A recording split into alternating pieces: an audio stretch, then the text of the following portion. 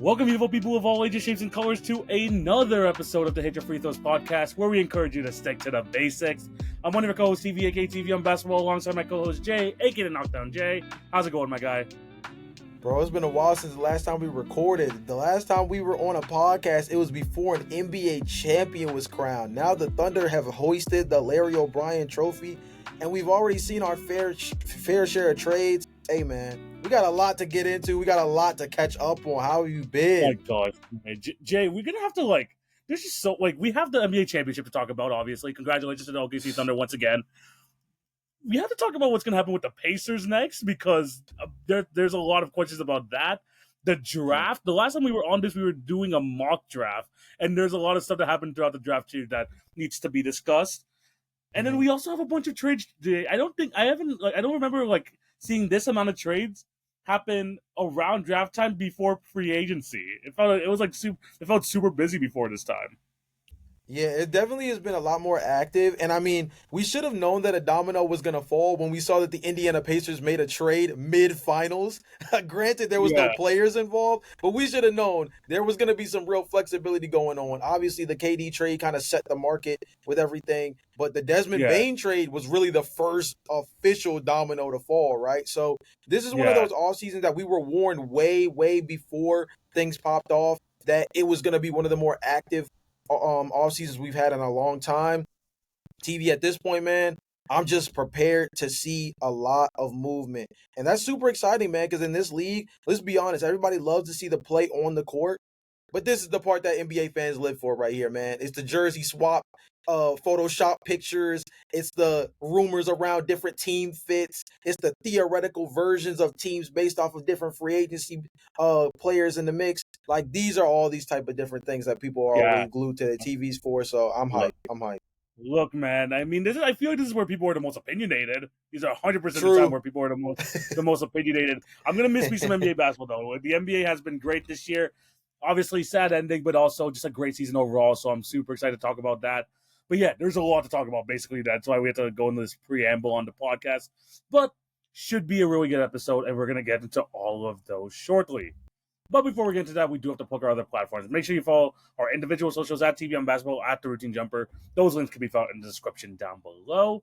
In terms of the Hit Your Free Throws podcast, make sure you follow us on TikTok and Instagram for the best daily NBA content. That's where you're going to find the news, the series, all of the in-game recaps, all of the off-season news recaps, man. I mean, I told you before the pod, Shams already gave us the warning. There's going to be a lot of stuff happening at 6 p.m.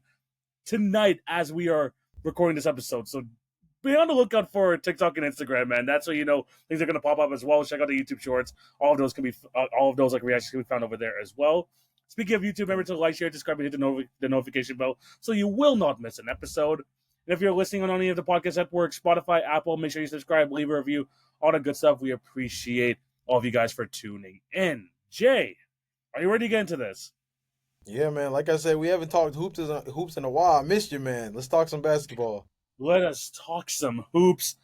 And we're going to have to go chronological because we got to give our due. We have to give our congratulations to the 2025 NBA champion Oklahoma City Thunder, defeating the Indiana Pacers in Game 7.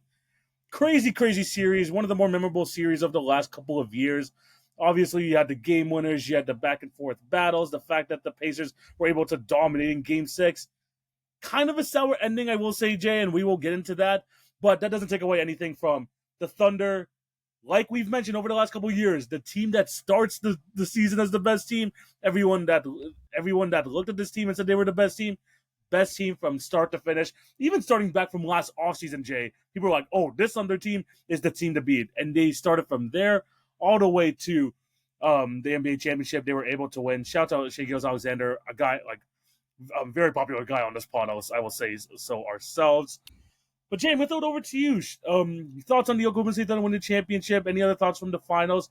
And just their journey overall. Because they, like I mentioned, dominated from start to finish, one of the most historical defenses. Jay, it felt like a foregone conclusion. Obviously, it was a rocky road, but they were fully deserving of this.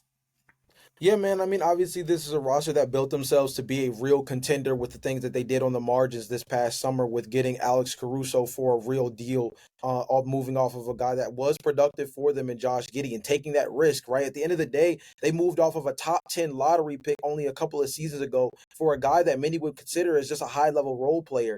Obviously, those are two different, statuses within the league, even if you do view Alex Caruso as a champion, a high level producer, and different things like that, right? But also then doubling down by getting Isaiah Hartenstein, and understanding that they needed somebody with a little bit of a different play style than what Chet Holmgren brings to the table or what Jalen Williams brings to the table as well, right? So you pair all those things together, but and you put it behind this narrative.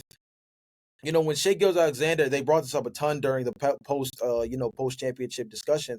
Shea Gilgeous-Alexander, when they talked about him signing his 5-year extension, he mentioned that he said, I did this for a reason. I know that we're building. I understand that we're building towards something, and when we do, it's going to take time. But he also said in that same interview, he said, but we won't be bad for long, right? And then you look at an interview that Sam Presti did once upon a time where he said that when we want to we want to get good enough to where when we make the playoffs, we want it to be an arrival, right? We don't want it to just be us showing up, being another team just in the mix. We want it to be an arrival. And we saw last season that series that went back and forth with the Dallas Mavericks, who eventually went on to go play in the NBA Finals, was one of the most productive and one of the most combative series that the Dallas Mavericks had on that route to playing and eventually losing to the Boston Celtics. Then this season, the Oklahoma City Thunder. Say what you want about maybe the path traveled in terms of certain teams that they ran into. At the end of the day, this was a team that had a point differential where it looked like they were doing regular season stuff to postseason caliber teams.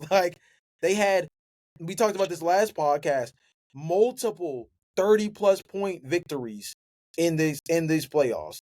Multiple instances of Shea Gilgeous-Alexander finishing games with 30, 40 points at the end of a game where they would, even win, lose, or draw. Multiple instances where they were able to hold opponents to 100 or less, right? This team was as complete as we've seen in recent memory in terms of the way their championship DNA was built on the way to hoisting this championship. And you have to give them a lot of credit because at the end of the day, they're also one of the youngest teams in NBA history to get the job done. The whole narrative around them from the beginning of the year was that they were built to make this run. And it was really their championship to lose in a certain sense when you think about a lot of things people were putting expectations on them for. So the fact that they got the job done, man, got to commend them. Jay, you said a lot of the great points there. Jay, they're the youngest team to win the championship in terms of average age since I think it was the 1970 something Portland Trailblazers or something like that. Oh, actually, I no, think it was like the 1977. Yeah, something like that, right? It was like the Trailblazers or the Wizards or something like that. And that goes to show, right?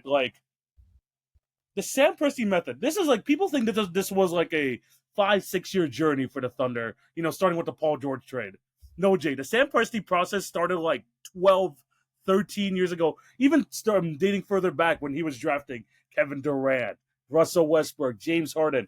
The fact that you had what some people thought was, okay, you lucked into probably 3 Hall of Famers in the draft. How can you mess this up? To wow, we can't afford all of this. We had to make some moves around the edges and we had to rebuild in our how we see fit. To now being a team that has the MVP on your roster, one of the deepest teams in basketball, and the team with the biggest treasure trove of draft picks. You can't. When you think of the Oklahoma City Thunder, obviously Shea Gilgeous-Alexander is the player you think of, but it all starts with Sam Presti, Jay.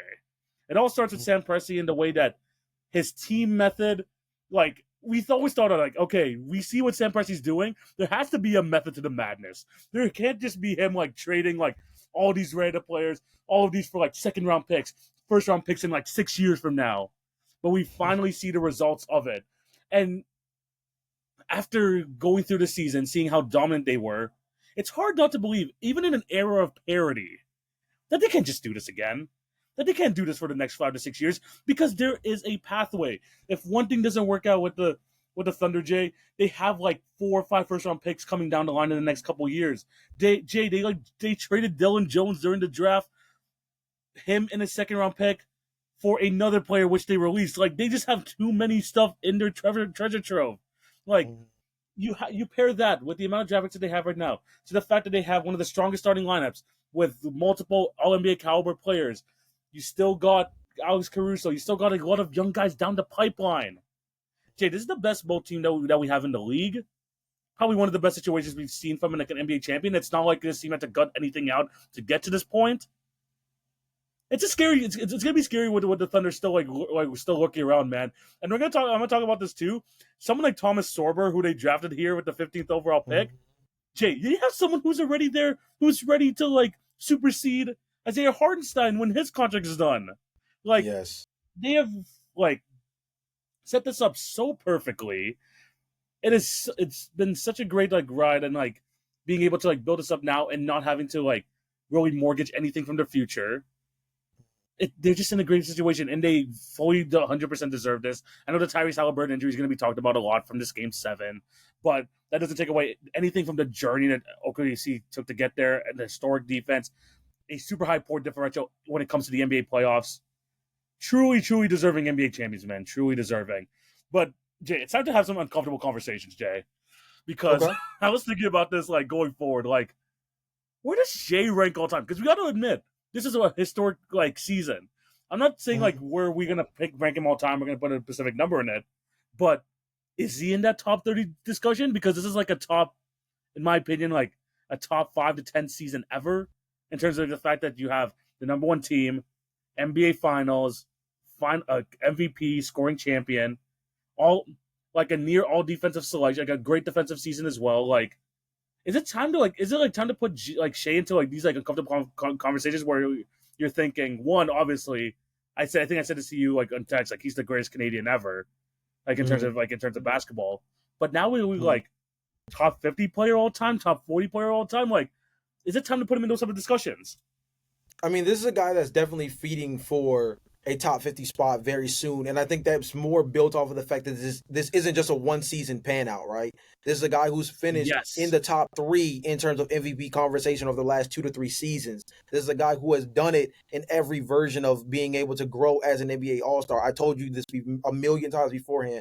The reason why Shai Gilgeous-Alexander is my favorite player in NBA history outside of Derrick Rose is because he's the only player, or one of only a handful of players, that has truly went through all of the progressive states that you need to go from being drafted into the league to growing into not only an all-star to MVP caliber player, but a player that has real longevity within that role over time. This is a guy who started out as a draft pick who was simply nothing more than a rookie fill-in player behind players like Patrick Beverley and Lou Williams. Even Landry Shamet was playing more than Shai Gilgeous-Alexander once upon a time, right?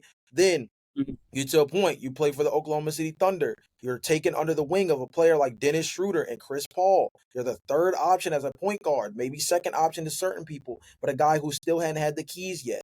Then Chris Paul moves off. You trade Dennis Schroeder. You hand Shai Gilgeous-Alexander the keys. You give him an opportunity to grow, and he becomes a player that slowly but surely starts to show you all-star caliber, flashes. Seasons continue to progress, and he starts becoming an actual all-star, then an all-NBA caliber player at the guard position, then a guy who gets in the MVP conversation, then a guy who wins the MVP, then cherry on tops it by winning a championship, right? So this is a guy who's went through every stage of progression from the draft to becoming a guy who's trying to solidify his name in history when it comes to the NBA. And he's done it in a fashion that's not only been noble, but I think effective in terms of it also being something he can continue to build on at his young age. This is a guy who basically won a championship at the tippity top of his prime with a roster that has not even come close to where their primes are yet, right? When we talk about players like Chet Holmgren and Jalen Williams added in. TV, we talk about the Oklahoma City Thunder's building plan. Let's also talk about their developmental history as well, right? Aaron Wiggins, Cason Wallace, right? You look at the situation they have going into next season. You talk about Thomas Sorber. Let's talk about the other rookie that they didn't necessarily draft this year. He's just going to be finally starting his first set of games, Nikola Topic, right? Yeah. This team is really positioned in a real way where not only is the longevity of what Shai's been able to do make them so dangerous, but the building blocks around him makes it even more sustainable for him to continue to build on this. To answer your question, I don't necessarily know if Shai Gilgeous-Alexander is a top 50 player right now in this moment, but what I will say is Damian Lillard and Anthony Davis were both in that top 50 list and that top 75 when that list got remastered, right? Yeah. I would make the argument, you could make the argument, obviously more seasons will help with this, but I think the MVP cases over the last few years is what makes things so much more interesting. I would go out on a limb and I would say to this point, I believe that Shai Gilgeous-Alexander has had a better career than what Damian Lillard has to this point. I think that where Shai Gilgeous-Alexander is right now versus the resume that Damian Lillard has right now, Shai Gilgeous-Alexander is the better player and will probably be viewed as the better player all time. And if that's the case, that's a guy that was on the NBA top 75 list that you just rivaled. So if he's not in the top 50 yet, he's a guy that's going to slowly but surely start really having real consideration around it when you factor in that this doesn't seem like it's going to be the end of him being able to be at this championship caliber level. Yeah, no, like that's a thing, right? Where it's like this. We're not just gonna say that this is just a one season thing, which he goes, like you mentioned last year, runner up MVP. A couple years ago, I think he was like in the top 3 of the MVP discussions. Mm-hmm. This 30 points, this like great defense, this all around player that is Shai Gilgeous-Alexander. This is not just a like flash in the pan. This has been growing and growing for years on end of him becoming like one of the greatest players, like the greatest player, one of the best players in the NBA. So having them in the discussions, even I don't even think it's like crazy to say that he is like a top 50 player of all time. Like I don't think like I'm not gonna have like the list in front of me, but if you told me like, I'm just thinking of some players that people might have on that like in that era, like would you put him higher than the James Harden?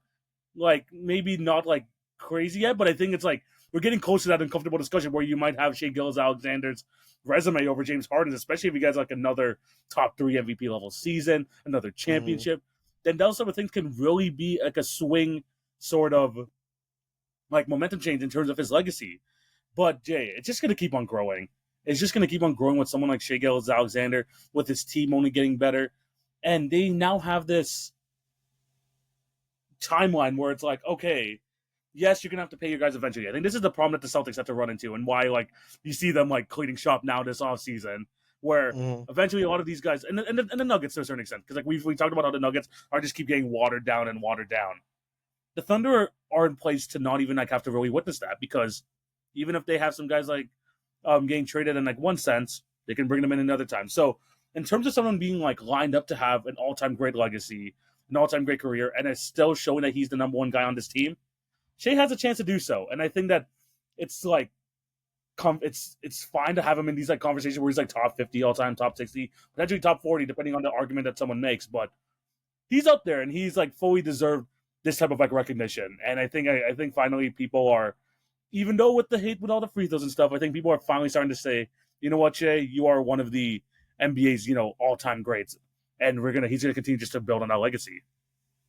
Yeah, I think that the Oklahoma City Thunder are really cooking with something. Having an NBA All-Star, NBA MVP like Shai Gilgeous-Alexander that carries himself the way he does, has been able to stick it out through the tougher times of this early portion for the rebuild of the Oklahoma City Thunder, post Kevin Durant, post Russell Westbrook, right, obviously, an era that's obviously really hard to follow up against when you talk about two iconic players that also served time in Seattle, put themselves in position to win an NBA Finals against the Big Three Heat, which would have been notable as one of the biggest NBA championship victories in NBA history at the time if they were able to get the job done. Right? There's a lot of history within the Oklahoma City Thunder program, like you said earlier, dating back even to what they were able to do in the beginning iterations of Oklahoma City with Kevin Durant, Russell Westbrook, James Harden, and young Serge Ibaka. They've been able to build something from the ground up, and I think it's very impressive that outside of one or two on the margin acquisitions, the Oklahoma City Thunder have basically built this championship team in-house. And that's not a common thing. That's not a common thing when you look at a lot of these teams that we see winning championships, right? even over the last couple of years with the parity that we've seen. I mean, the Boston Celtics got over the hump trading for Drew Holiday, and although he wasn't there for the entirety of their championship run, also acquiring Kristaps Porzingis, right? Like that team Yeah. needed to do something where they got two guys who have both played in All-Star games before to help fill out their depth within their roster.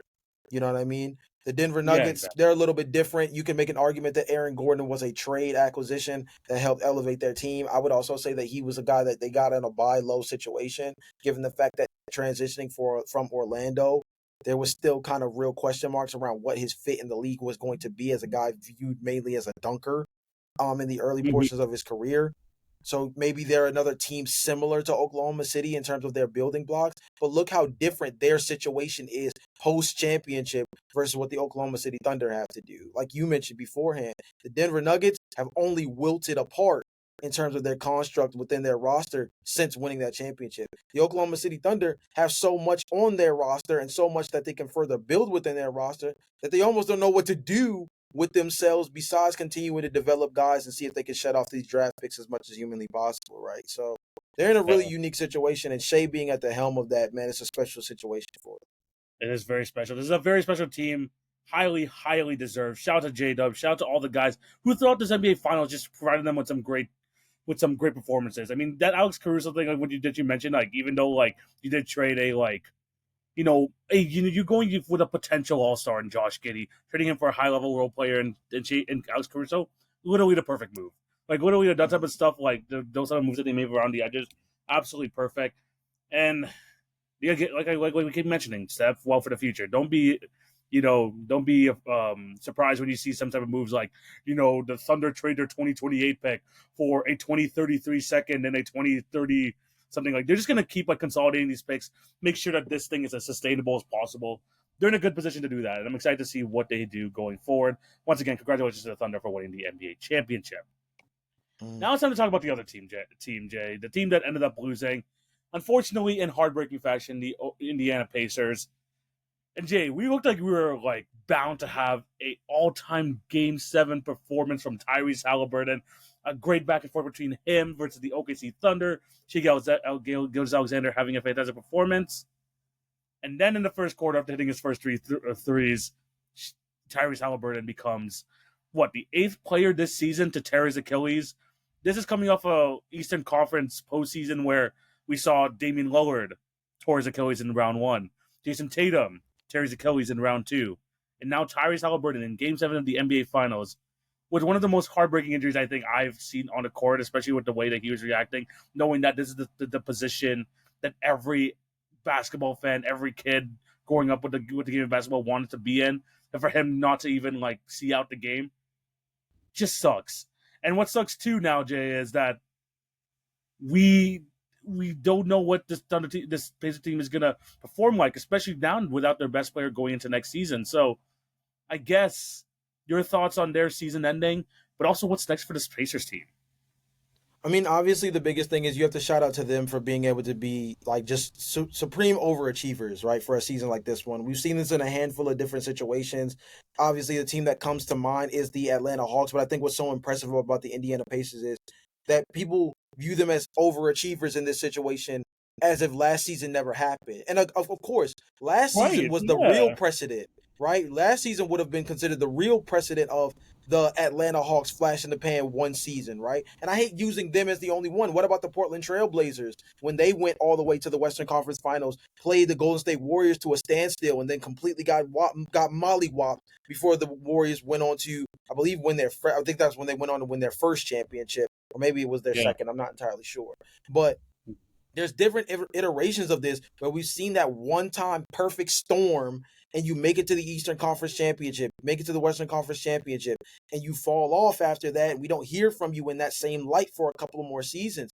This was a team that returned right back to similar glory, and they really didn't make any roster changes. This team that made it to the Oh Eastern no. Yeah. Conference Finals last year looks the exact same, bar for Jay, bar.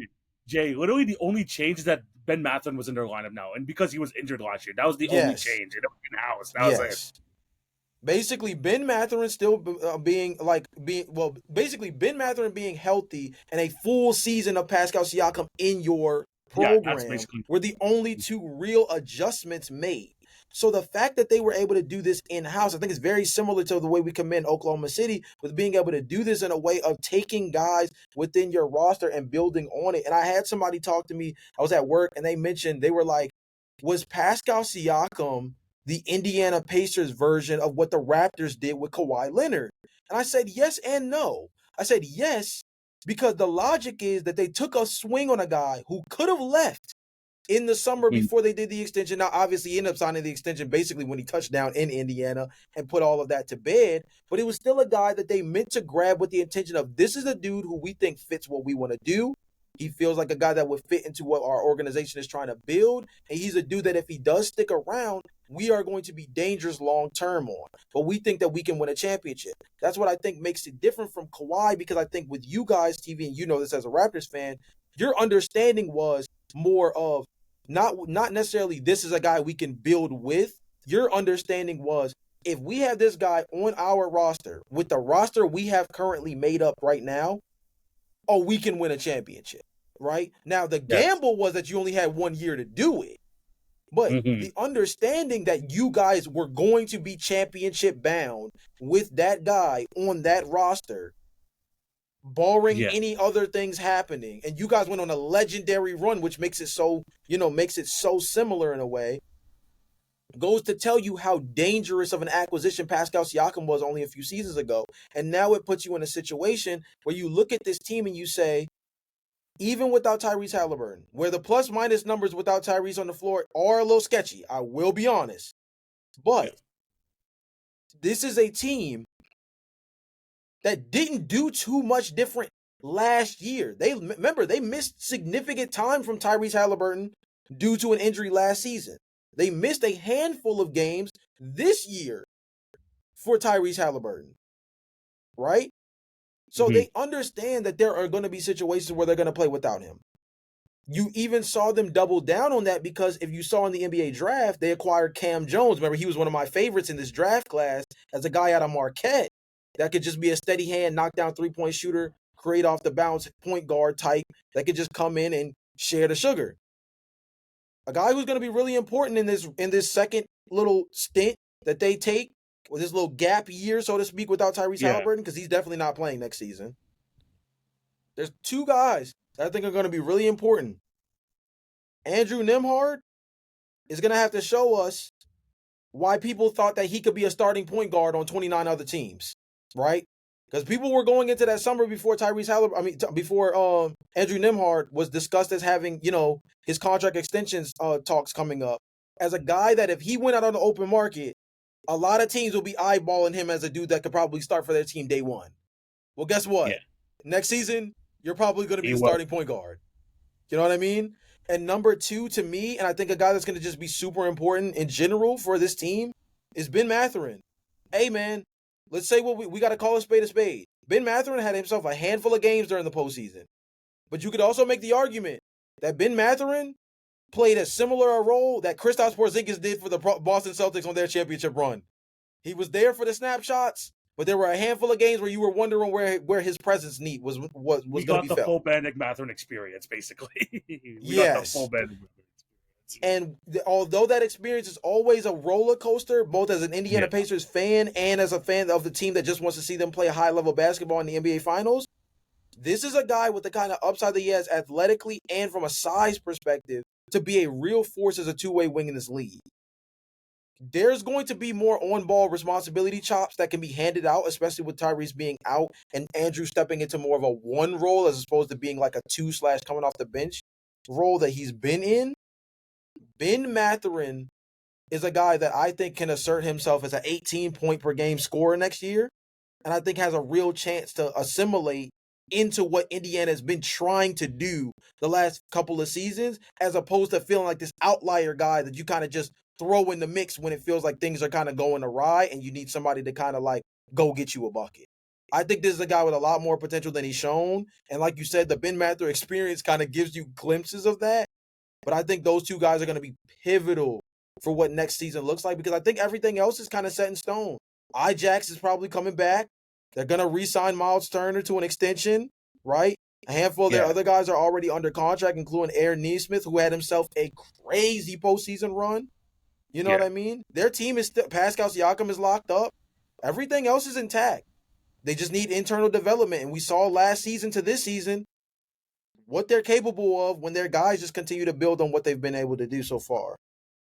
Oh yeah, no, 100%. Those are the two guys I was going to highlight as well. Like, you're going to see full-time point guard Andrew Nemhard next season, and we're going to see how that, like, what that leading a, even without Tyrese Halliburton. Let's be honest, Jay, with the way the East is looking right now, they're probably still going to be a playoff team with how the East is constructed. So, Real likelihood. yeah, so like having Andrew Nemhard as a starting point guard is going to be really key to see what his ceiling is in the league, but also how good can the Pacers can be, and also freaking like. Before we get into Bennedict Mathurin, we're gonna have to see like the growth of someone like a Johnny Furphy, who was an early second round pick last year. Jarris Walker needs to take the next step. So again, you said internal development, but Ben Mathurin is a guy I'm gonna focus on because Ben Mathurin going into a contract year, Jay, he's about to go into an off season where he is gonna get his rookie extension. And we've seen points in his career where we're like, man, Bennedict Mathurin is the second best player on this team. Like in his early like days where it's like, oh, him and Tyrese Halliburton, that's the backcourt of the future. We've also seen times where like Bennedict Mathurin is capped at a six man.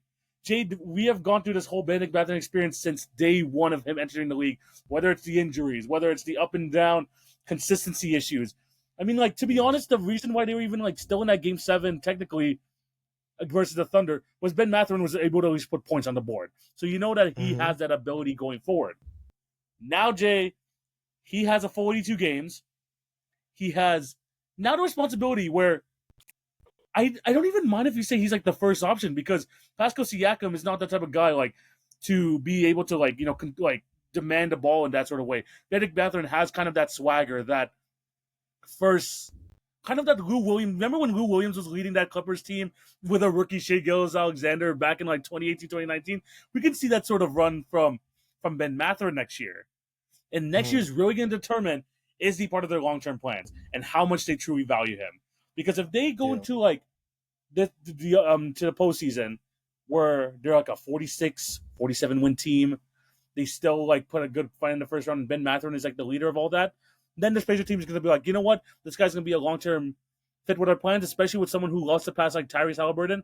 You have that offensive outlet on the perimeter in Bennedict Mathurin. But this could also mean where he has too much on his table. He's giving too much responsibility. And we finally look at him and saying, you know what? He is probably capped at like a good six man. So his next contract is highly determined on next season.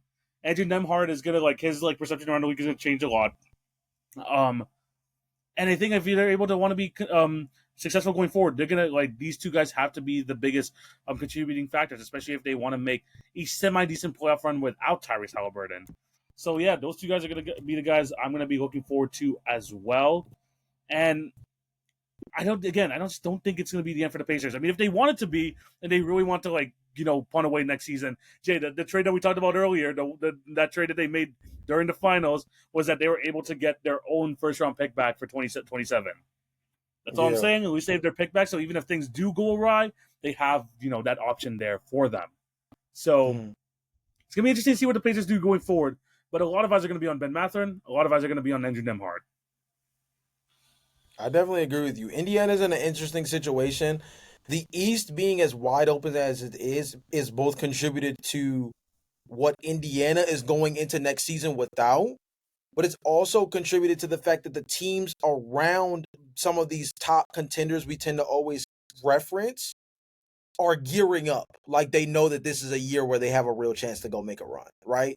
They see Indiana without Tyrese. They see Boston without Jason Tatum. They see Milwaukee without Damian Lillard and still potentially without Giannis Antetokounmpo, depending on how things shake out, right? And they look at the situation with the New York Knicks without a head coach at the moment. They view the Orlando Magic as a team that has to continue to prove themselves because we've only seen them do it in short spurts. We see a team like the Cleveland Cavaliers who, although they've made another move in the margins that I feel like is going to make them lethal, they're a team that's similar to Donovan Mitchell's run with the Utah Jazz. Seem like they're always stacked in the regular season, but can't seem to live up to the postseason hype. All of those different things point to a season next year where the Eastern Conference is going to be just as much of a bloodbath as the West has been, just in a completely different way. And that's what's going to make next year so interesting, because I feel like you're going to have to pay attention to at least, 12 to 13 of the 15 Eastern Conference teams, because the jockeying for position has never been more like perfect of a time to go for it than right now, where it feels like the stars are aligning, where the league is as open, at least the East specifically, feels wide open. Yeah, 100%. I think like that's what you could see with kind of like some of the moves that we've seen with like Desmond Bain going to the Orlando Magic, the Cavs making some moves around the edges, like those like seeing these teams being a bit more aggressive, like even before the offseason starts, kind of gives a clear direction of like how like other teams are viewing the Eastern Conference. And the Pacers losing Tyrese Halliburton is a big part of that. So it's gonna be super interesting. Let us know down below what you guys think. Once again, congratulations to the Oklahoma City Thunder. Give us your thoughts on the Indiana Pacers going forward. Should be interesting to see like how these two teams look going forward. The Thunder probably are still going to be the favorites. Indy could be one of those sleeper teams, but you never know like how in terms of especially with the development of their players that they have right now. Jay, let's move on to the next topic. And like I mentioned, there's a lot to talk about. We finally capped off the NBA season. Jay, before we go into this next topic, great NBA season. If you had to give kind of like an instant grade right now, what would you give a grade for this NBA season? Definitely somewhere in like the B plus area. I feel like obviously the injuries in the postseason themselves really kind of hurt certain product for what I would like to have seen. But overall, Yes. I mean, we got a little bit of everything. I mean, any postseason where you get a game winning dunk deserves to be somewhere up Yes. there, one of the greatest, runs. And I think we saw a lot of really individual opportunities where we got to see guys rise, right? Aaron Gordon got a lot of respect over the course of this postseason run. Tyrese Halliburton was a guy that went from overrated to a guy that probably became overhated personally, as a dude who like really played up to the occasion and beyond that. The Indiana Pacers became a darling story where people were actually rooting for the Pacers to beat the Oklahoma City Thunder when Game 7 hit, right? The New York Yeah. Knicks, as far as everybody was concerned, the Knicks were back. The Knicks are back. It depends on where you stand on it, but the Knicks were back for this year. It seemed like all the stars were aligning, where people were now believing in Knicks basketball again with Yes. real, force behind it. And that's always a great thing when the Knicks are considered as a team that, is not only watchable, but like is holding the league up in terms of being in the postseason, being competitive, things of that nature. In the Western Conference, we saw Anthony Edwards back at it again with the OG Slayer movement.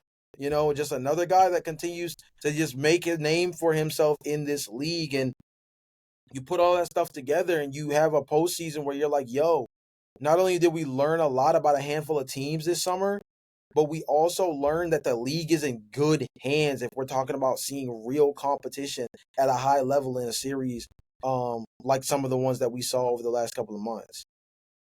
Yeah, it's weird because it was like you have to remember like what the regular season was. I feel like there's a lot of like bad discussions around. Oh, was the NBA going to like a fully 3-point shooting league? We had like that point at the end of the season where Jay, we were complaining because too many teams were tanking. Like it was some bad basketball at the end of the year, especially with Mm-hmm. some of the bottom feeder teams. And like my Raptors were not were obviously not an exception to that. There's some teams that really reached the bottom of the barrel to try and apparently get the 5th and 6th picks in the draft. But in terms of storylines, obviously we got the Luka trade. We have Dallas winning the freaking draft lottery. All of these trades like coming together. One of the most talked about seasons in a while. I think before the finals, I would say it was going to be like a B, but this finals brings it up to me for like an A minus A. Like you had all the drama of the off-court stuff that NBA fans apparently like love more than the actual basketball. But then we also got some like great basketball at the end of it. Obviously, like would have been an A plus in my opinion if like Tyrese Halliburton was healthy and we got a Yeah. nice healthy Game 7. But Mm-hmm. unfortunately, that's the case, and I think that actually does like bring it down a bit for me. But great season overall. Can't really complain, and I'm excited obviously for some more off-season talk and just like what these teams are going to look like going to next season, especially with the looming Eastern Conference issue where there's so many injured stars that it's basically anyone's ballgame. So it's going to be definitely interesting to go into that. But Jay, we're going to go into our next topic, and we're going to talk about the NBA draft. The last episode, we went through our NBA mock draft where we went to our top 14, Mm-hmm. and we want to give some time here to kind of give kind of our biggest winners and losers. We're not gonna go like 3 winners, 3 losers, and all that. We're just gonna go with our biggest winner and our biggest loser each, and just talk about kind of like the biggest thing that we know from the NBA draft. So, Jay, I'm gonna throw it over to you. Who do you think is the biggest winner of the NBA draft? Could be a player, could be a team, could be whatever. Let's see what you got.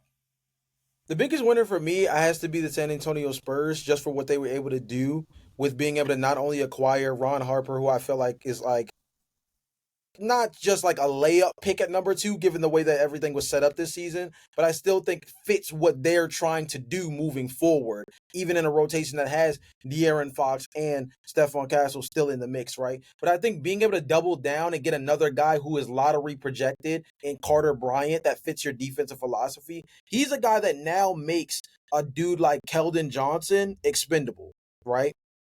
He puts you in a position now to be able to get more years on a less expensive contract and a dude that can be athletic, dangerous as a defender. This is a dude who I think can definitely join their defensive identity around a guy like Victor Wembanyama and Jeremy Sohan as the defensive unit. And they are just now in position to really continue to double down on being a building team towards, being a force in the Western Conference. The San Antonio Spurs were able to get a lot done in a very short amount of time, and I felt like you build on what happened with last season. Obviously, Victor Wembanyama missing the back half of the year with his situation, paired with the fact that De'Aaron Fox didn't play too much in your uniform as well. This is going to be a fresh start season for the San Antonio Spurs, and I think with the situation that they have going on, built out of what happened in the draft, they are in a really good place right now as a team that I think is going to be really in the mix for the Western Conference next year, and wouldn't be surprised if they were one of the final 8 teams come postseason time. Jay, I had a feeling that you were going to go with the Spurs because they were also my biggest winner as well. I do have a backup, though. I'm going to give them some love a bit later. But yeah, the Spurs definitely won it. They got the clear number 2 talent in the draft in Dylan Harper, and it just gives them just extra De'Aaron Fox insurance. Like, to the point where they're like, man, we've been needing a point guard for years. They now have Stephon Castle in the backcourt. They have Dylan Harper in the backcourt, and they have De'Aaron Fox. Jay, that's kind of scary knowing like how many different combinations you can put out there. There's even like I can even see a world where all 3 of them are on this court at the same time, which is if things work out, that could be pretty cool as well. But the fact that they got him, and I think honestly one of the biggest deals of the draft, Carter Bryant, potential like a really good 3-and-D player, just someone who we have so many guys that are going to be on ball for this team, whether it's the 3 guards, whether it's Victor Wembanyama. You just want someone there to just defend really hard and hit his 3-point shot. Carter Bryant is like probably the best in the draft at doing just that. And I think he's gonna like provide such good help for a team in the Spurs who want to be competing next year. This is a compete now type player, and he just fits your timeline perfectly with so many of these guys. So getting those 2 and like being able to get again one of the steals of the draft and like Carter Bryant, like you mentioned, it's just a really good like outlook for a team for someone who like, and the thing is like they still probably have like the assets if they want to go for like a big trade down the line too. Whether it's like whether it's like including Carter Bryant in a trade, some future draft assets and all that.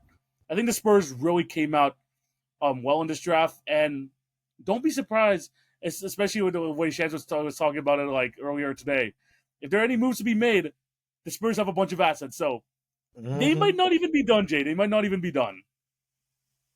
Yeah, I think that the Spurs are in a really good situation. I know we're going to end up moving to your biggest winner. I want to throw out that my honorable mention team was the Charlotte Hornets. Shout out to what they were able to do because their group was just really solid in terms of their draft grouping. So kind of hype for them as well, but I'll go into them a little bit deeper once we kind of like, get closer to the back half of our grades. Okay, yeah. I do like what they did, what they got going on over there too, and in Charlotte, especially now, like, I think that they just have like guys that are willing to fit in that team. I'm really excited to see what they're able to do going forward.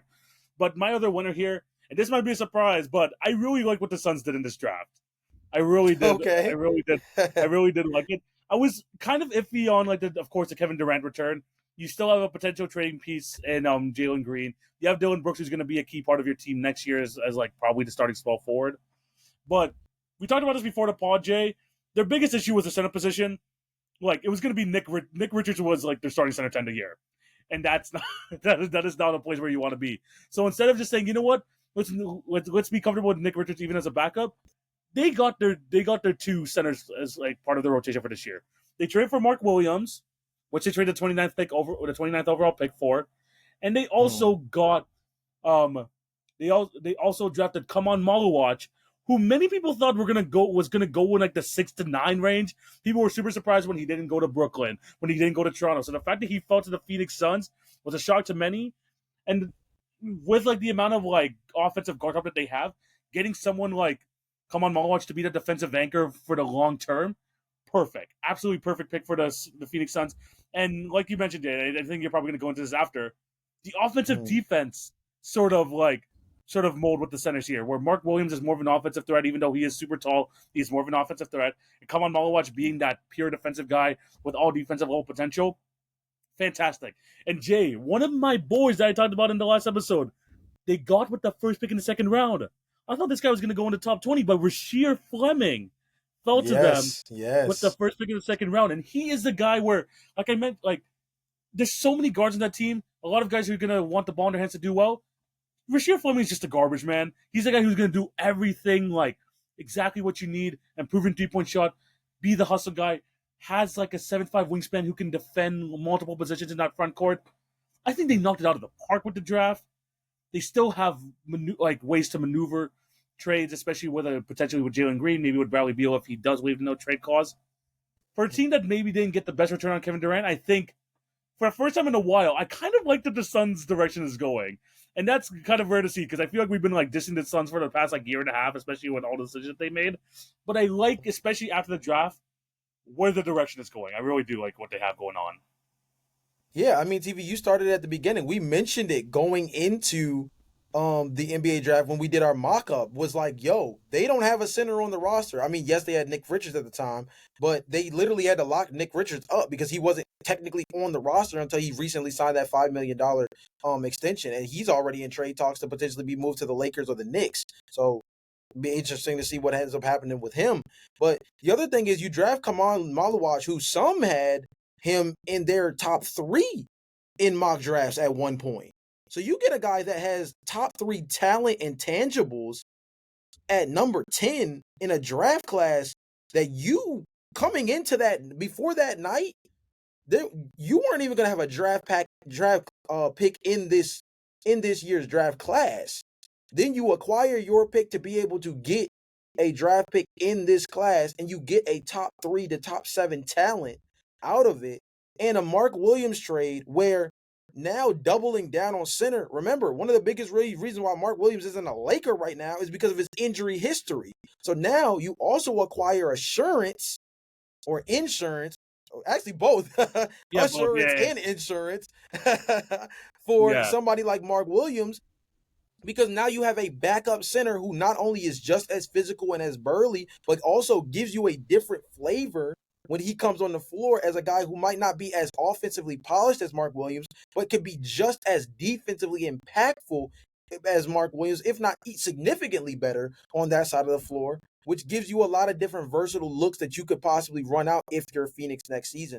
I agree with you with the chance that they could still maybe move off of Bradley Beal and or trade Jalen Green for more things. They still have Devin Booker, who I think if they keep Jalen Green could just play as the one and be the point guard for next season. You bring in Dylan Brooks, who can be a legitimate wing defender there. You have Maluwatch, and you have a guy like you have a guy in that situation with Mark Williams who can come in and give you an offensive punch as well. There's a real chance that maybe they go after a player like D'Angelo Russell in free agency with a little bit of money they do have flexibility around.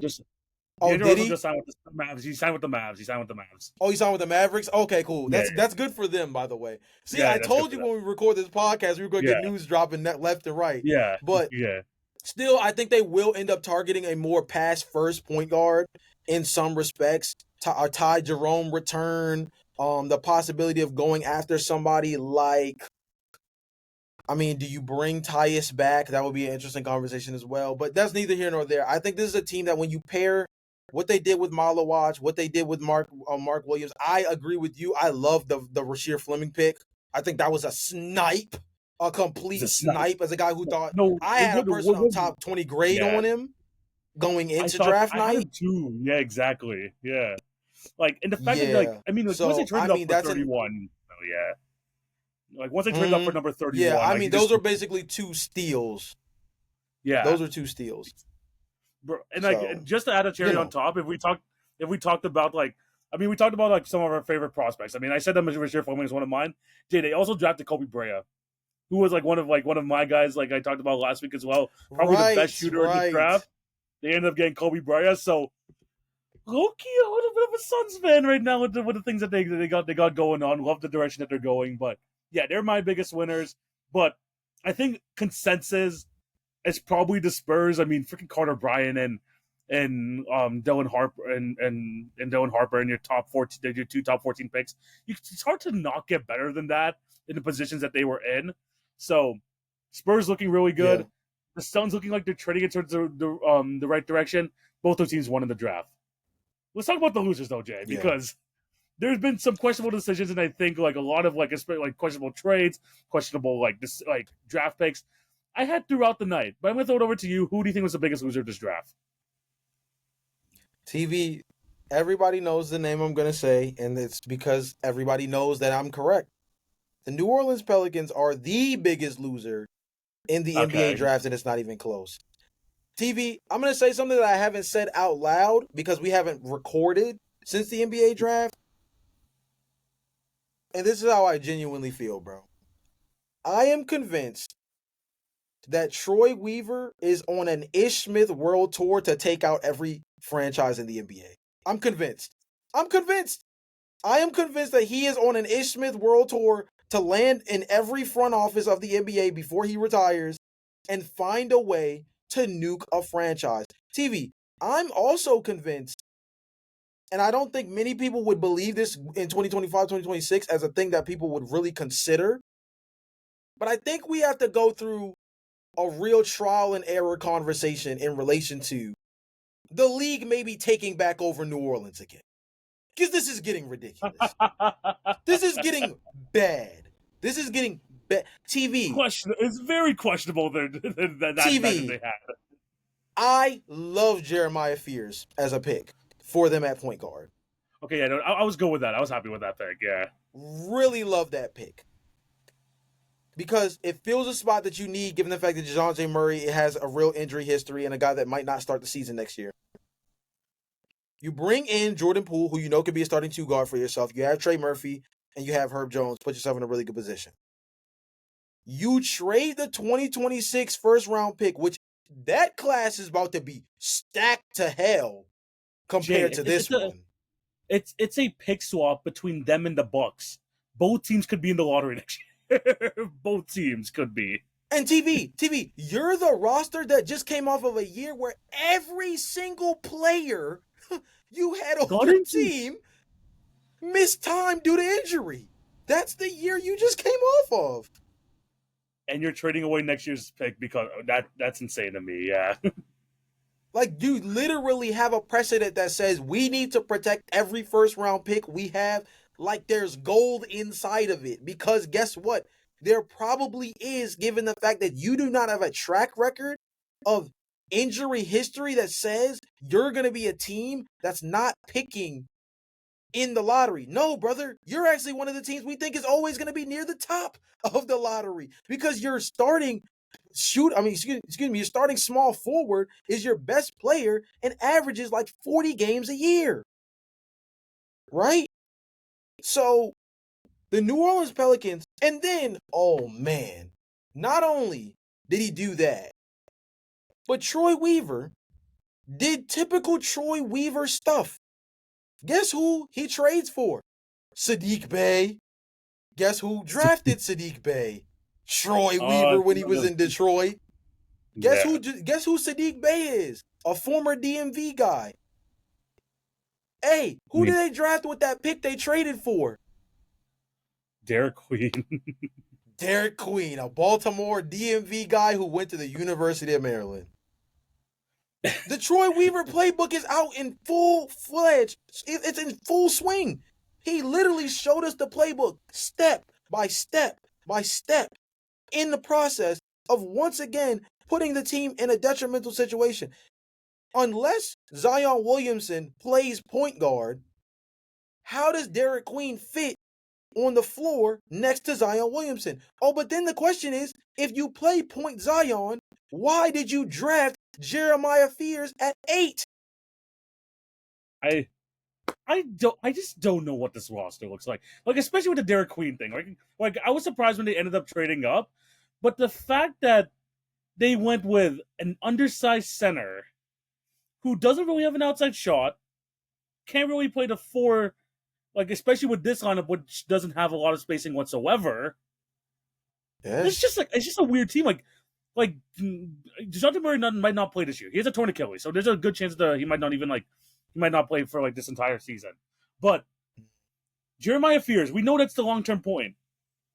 Is he gonna fit well next to DeJounte if he comes back from injury? Is Jordan Poole gonna be like the long term solution at the 2 guard? What's gonna happen with with Herb Jones and Trey Murphy? They both deserve to start. But what's gonna happen with like Yves Missy, who was a nice find for them in the last year's draft?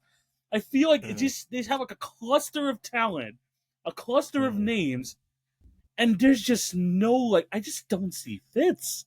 I don't see fits, Jay, and they gave away such a decent, such a good pick in the 2026 pick swap, where you're the Hawks, and I think they are a mini winner as well. I want to shout out the Hawks because they're the team that ended up drafting Asa Newell, who kind of fell a bit more than people thought as well. Asa Newell did drop a bit further, but they got that 2026 pick. They have a lot better situation. Now the Pelicans are just kind of this weird vomit of a team that combined who on average might not play 30 games a year.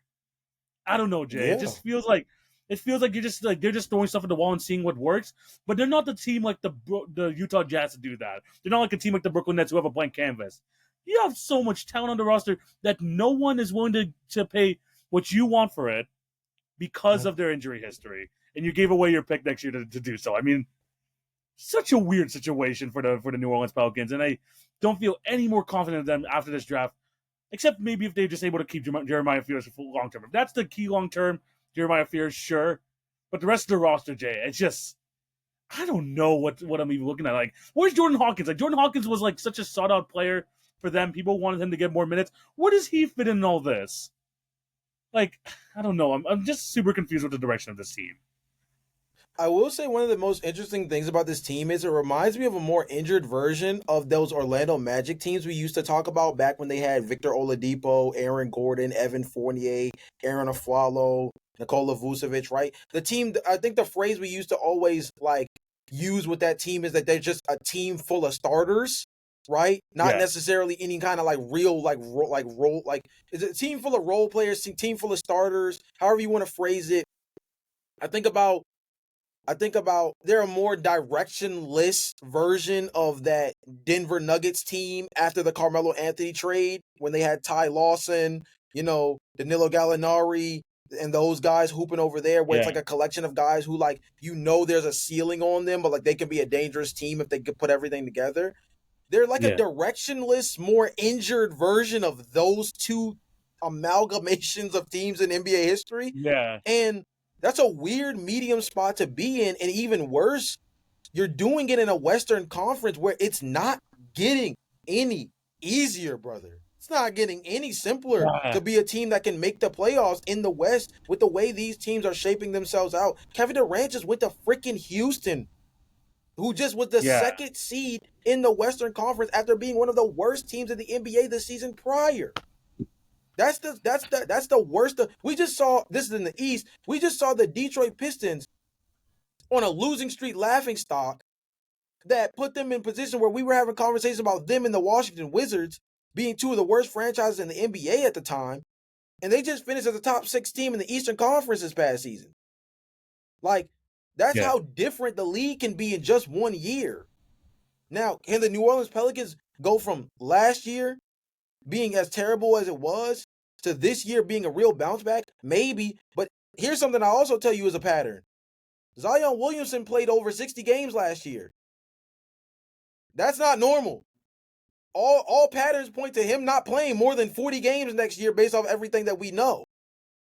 So, all directions point to another lost year of confusion, wondering about players like Herb Jones, Trey Murphy. I think Jordan Hawkins is another player that I agree with you falls into that category of almost kind of being stashed by all of the inconsistencies within their roster building philosophy. And I'm not going to be surprised, bro, if New Orleans just becomes this pipeline for second draft players. What I mean by second draft players is, you know how it seemed like with the Lakers, every player from that Lonzo Ball, Julius Randle era ended up being moved to a Yeah, different team and we got to see the best version of themselves in that new yeah. environment. I feel like New Orleans, hilariously enough, got the Midas touch from the Lakers, and now they're the team with the cooties that is handing other teams these players that are gonna blossom in different environments. And Dyson Daniels, I think, is only the tip of the iceberg on what It's that the looks start. like. Because I think It's a just the player like start. Trey Murphy, yeah, I think a player like Trey Murphy, I think a player like Herb Jones, I think a player like Jordan Hawkins fit into that mold of guys that I think in a different environment, in a different situation, could be so much more special. I think Trey Murphy on a team like Brooklyn could be great. I think that Herb Jones on one of these championship caliber teams that need another defensive enforcer could be great. But I think them being stowed away in New Orleans is not only hurting their overall value as players in the league, but it's not showing us players that have high potential playing in high leverage situations. Because New Orleans just is not good right now. Even if everything on paper says they should be a dangerous team going into next year. They should be. And the thing is, like, I hope they're not done with this offseason. Hopefully they're just like, they're like, okay, we have a bunch of talent, let's just move forward. Hopefully they have some sort of plan going into here. Because Troy, like you said, Troy Weaver, you don't have a good track record. You do not have a good track record right now. So you need to kind of show like, okay, how can we compartmentalize? How can we take what we have right now with guys with a lot of guys with some sort of trade value, but probably not as much as you want to because of the injury situation. What can you take with these group of guys, and what can you turn it to a compatible team next year? Because like you said, Jay, you can't fall behind in the Western Conference, and this team wants to compete. They clearly shown they want to compete. They're not competing with Yes. the teams there with the trades that they made so far. So it's gonna be interesting to see what they do. But so far with the draft, I do like Jeremiah Fears. I do love Derek Queen as a talent. I just, again, the fits just do not make sense to me. So it's going to be, let's see what Troy Weaver's cooking this offseason. They're going to have to cook up something more besides that. So we'll have to wait and see. Bad stew, bro. Jay, Bad stew. Bad stew right now. And you still got Zion as your best player. Like, we don't, whatever, man. We have to figure something out with this team. Jay, my loser for this draft is a team where I'm just surprised they made all these picks, man. The Brooklyn Nets. Oh my goodness. How do you have 5 first-round picks and not turn 2 of those into either future draft capital or move up in the draft? Jay, I don't understand. I don't understand. TV. Why? Jay, this is the guys I like some of the guys that they draft. Jay, you know how big I am on Edgar Demon. I even texted you during the draft.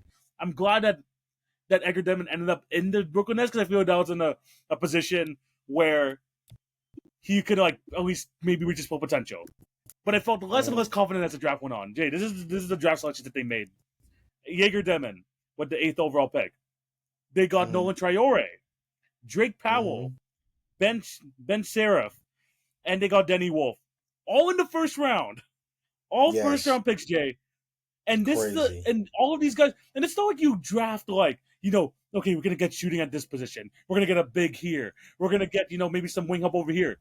Gee, they drafted 3-point guards that can't shoot. Bro. 3-point guards that can't shoot. Like, after they drafted Edgar Denman, I was like, why draft Nolan Traore? Like, why do that? Because that's just not gonna I just don't see the fit long term. And then they go out and draft Ben Seraph, who again, another good pick and roll ball handler, can't shoot. Like, it's not even the fact. They could already be considered a loser if they just kept all 5 picks. But the fact that the 5 picks were questionable, and I love the Jaeger Demon fit, but man, like, you couldn't get like a shooter, you couldn't get like another center for to help out just in case Nick Claxton ends up getting moved. Like, you draft 3 point guards basically. Like, I don't know what this Nets team's gonna look like. Maybe they plan on tanking again next season. Obviously, like you mentioned earlier, that's a pretty good draft class of 2026. We're already starting to take a look at those. But the fact that you couldn't this is like opposite Thunder. If the Thunder were in this position, Yes. they would be like packaging some of these picks, moving up in the draft, or packaging some of these picks and trading them for future draft capital to teams that actually want to have an extra draft pick in this year. But no, the Nets draft 5 players, Exactly. and none of them, and it doesn't feel like there's a team coming together. Kind of like we said about the Pelicans, it's just a bunch of guys that you're just hoping like hit the wall. There's no direction for this team, and that's what kind of pisses me off more than anything. That you have all 5 of these picks, there's no like cohesiveness within these picks, and now we're left with 3 point guards that just don't know how to shoot, and it makes me worried now for Edgar Damon. I was so happy with the pick at the like when the Nets made it first, but the fact that they added Ben Seraph, they added Nolan Traore, just overlapping players in positions, not addressing their shooting needs, not addressing the big man position really, just not a good draft situation for them. No. And for me personally, right, there's a couple of things I want to address actually. Number one is I thought it was weird that they didn't trade up to go after Ace Bailey at 5. I thought that the layup was there. I The thought fact that was he given. slid past Philly, the fact that he slid past Philly and that got established, because remember, the question was basically VJ Edgecombe or Ace Bailey at 3. That felt like it was understood, right? Yeah. And when they went with VJ, it felt like when you got to 4, you had to start wondering whether or not the Charlotte Hornets were willing to take the risk that the Utah Jazz did in terms of taking him regardless of the news and going strictly based off the talent. Then they go get Con Knuppel. So now you know Ace is on the board. You know who the front office person is for the Utah Jazz. It's Danny Ainge. You know that Danny Ainge is all about value, right? This is all about value, not necessarily anything in terms of fitting the roster or anything of that nature. If we were worried about fit, he would have never drafted Jason Tatum and Jaylen Brown in back-to-back draft classes, correct? Right? So this is a guy that's more focused on upside talent and flippability if he were to trade him, right? So you're going to go with the best talent on the board, and in his mind, Ace Bailey was that guy, and deservedly so, as a guy that had been basically in the top 3 on big boards all year long from a talent perspective. 5 should have been where you took that risk. But TV, here's where I'm going to go a step further with you.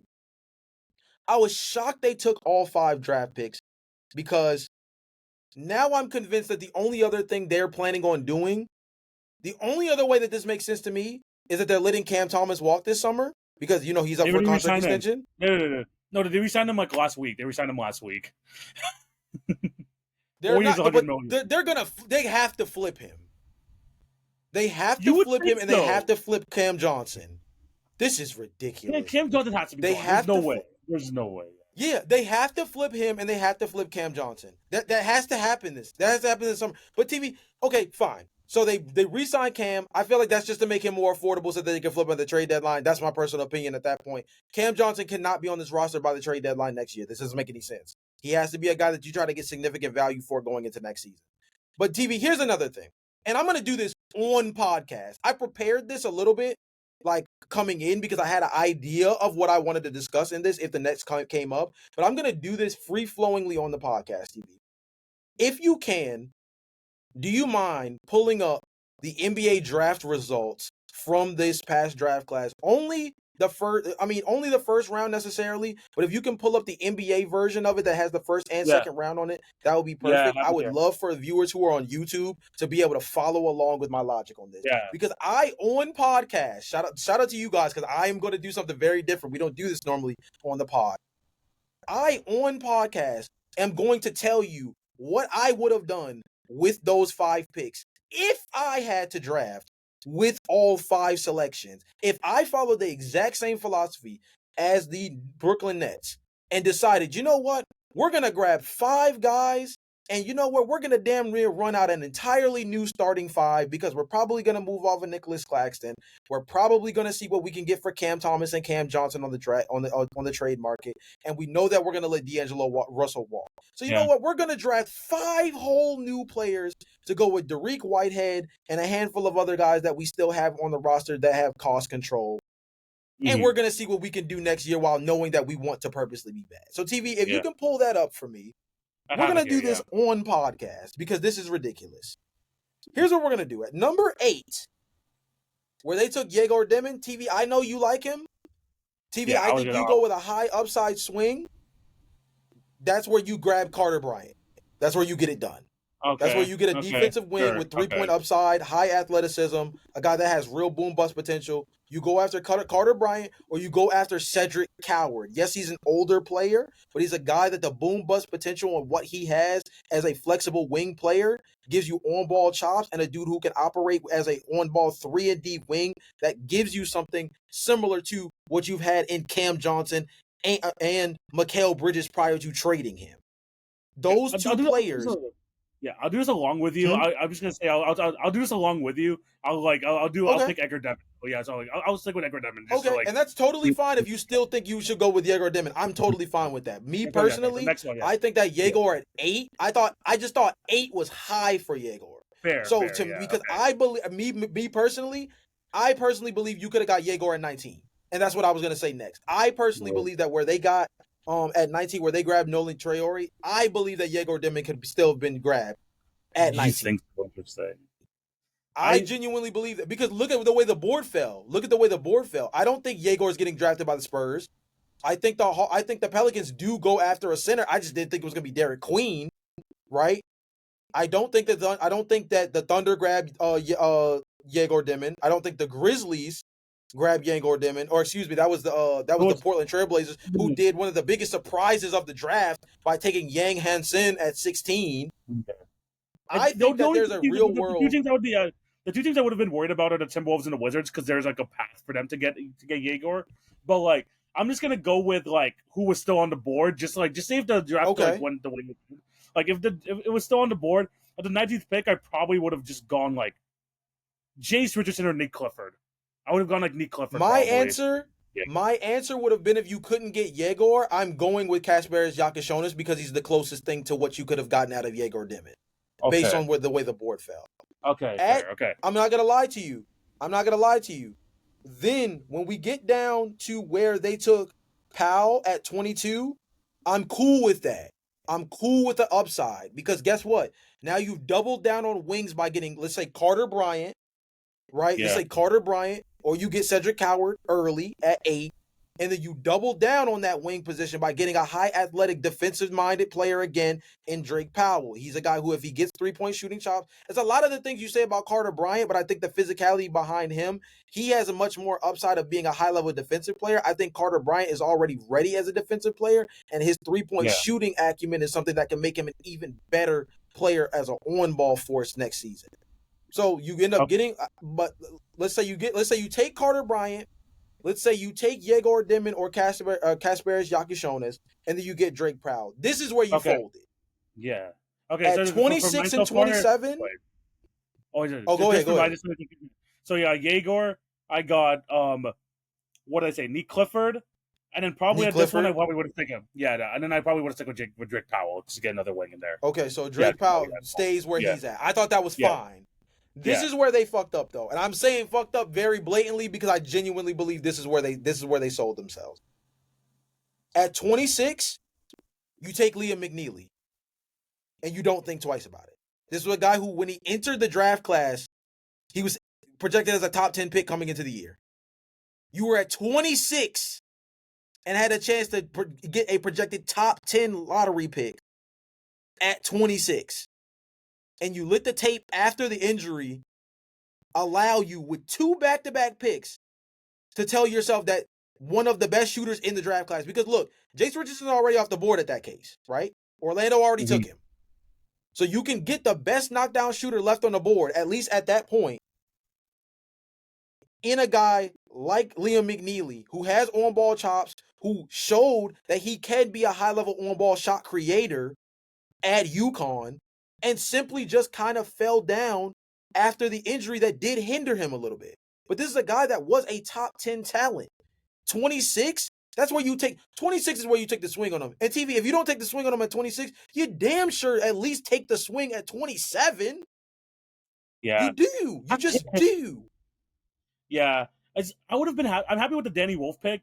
Just don't take Ben Seraph, Nick Neely, or Rasheer Fleming. Just one of those two would have been fine at like one of those picks. I don't mind the Danny Wolf pick, but just like I wouldn't have gotten again another point guard in Ben Seraph.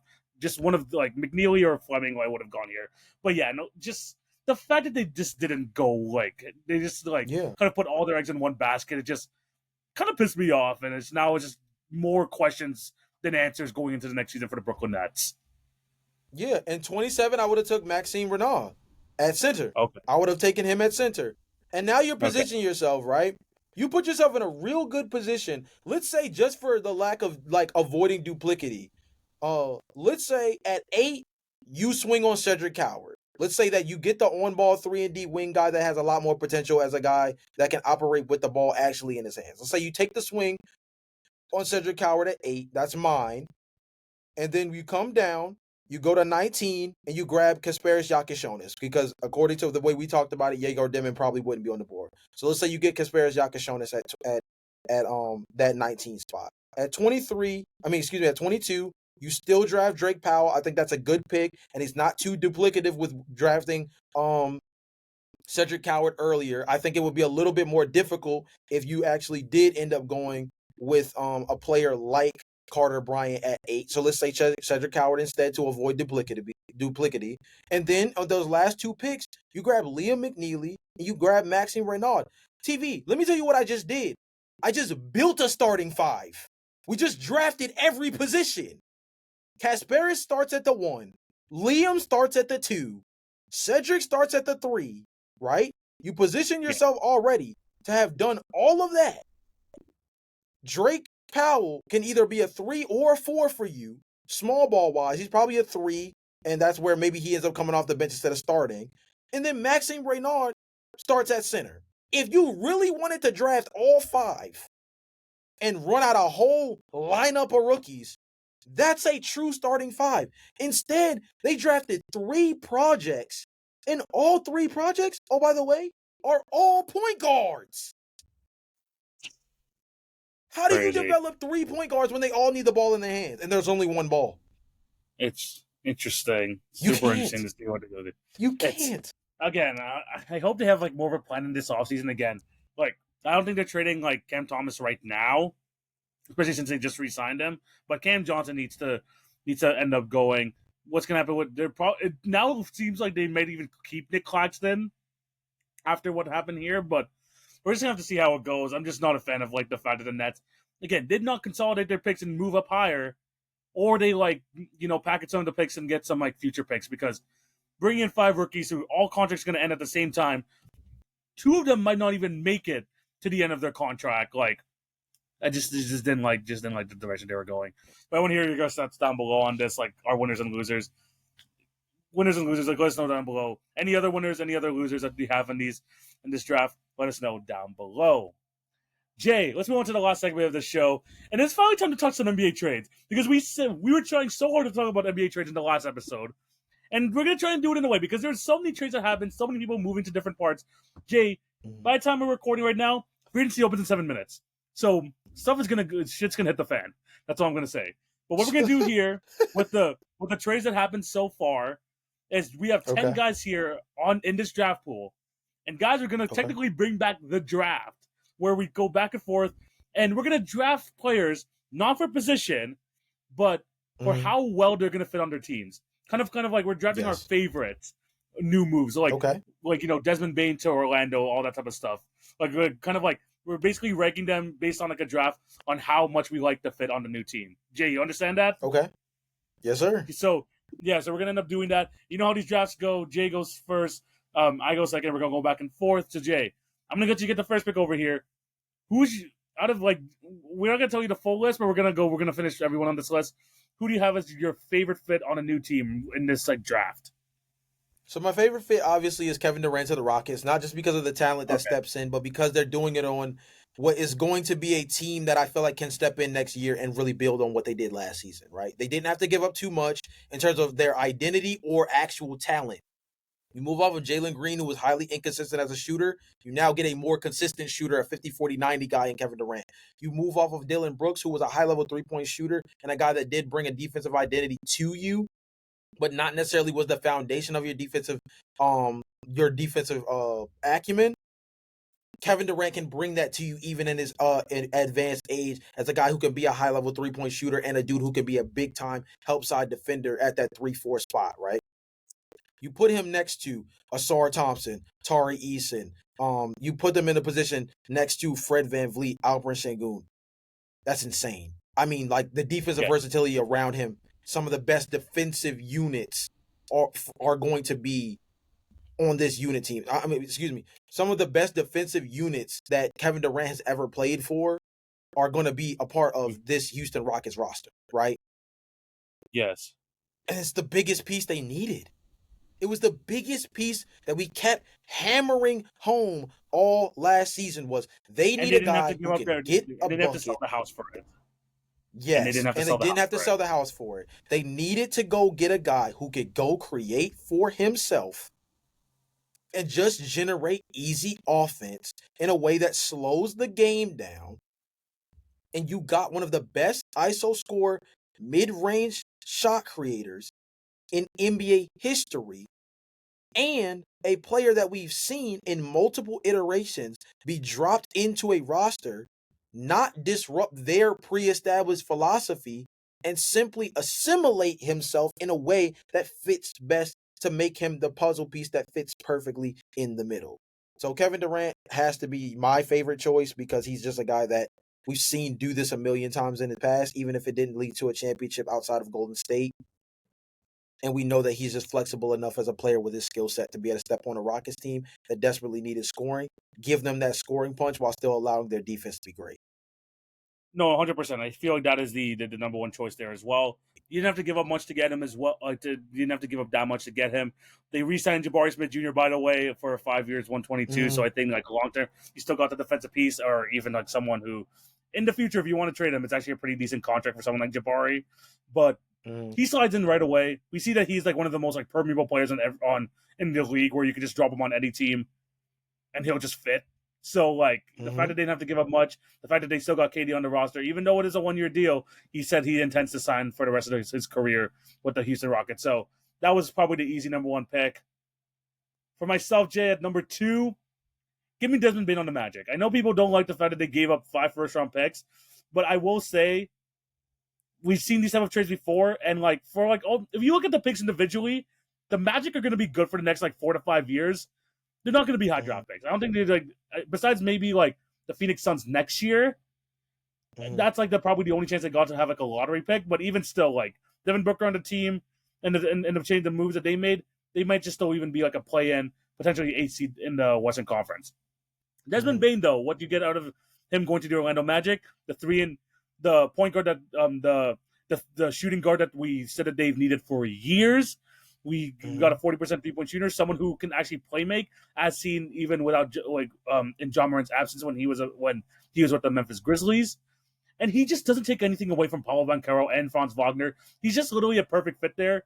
Again, you might have a problem with the package, but in terms of Desmond Bane fitting on the Orlando Magic, you couldn't ask for more of a better fit. Maybe there's like other talented guys you want to go for, but in terms of fitting on a team, Desmond Bane is that for the Orlando Magic.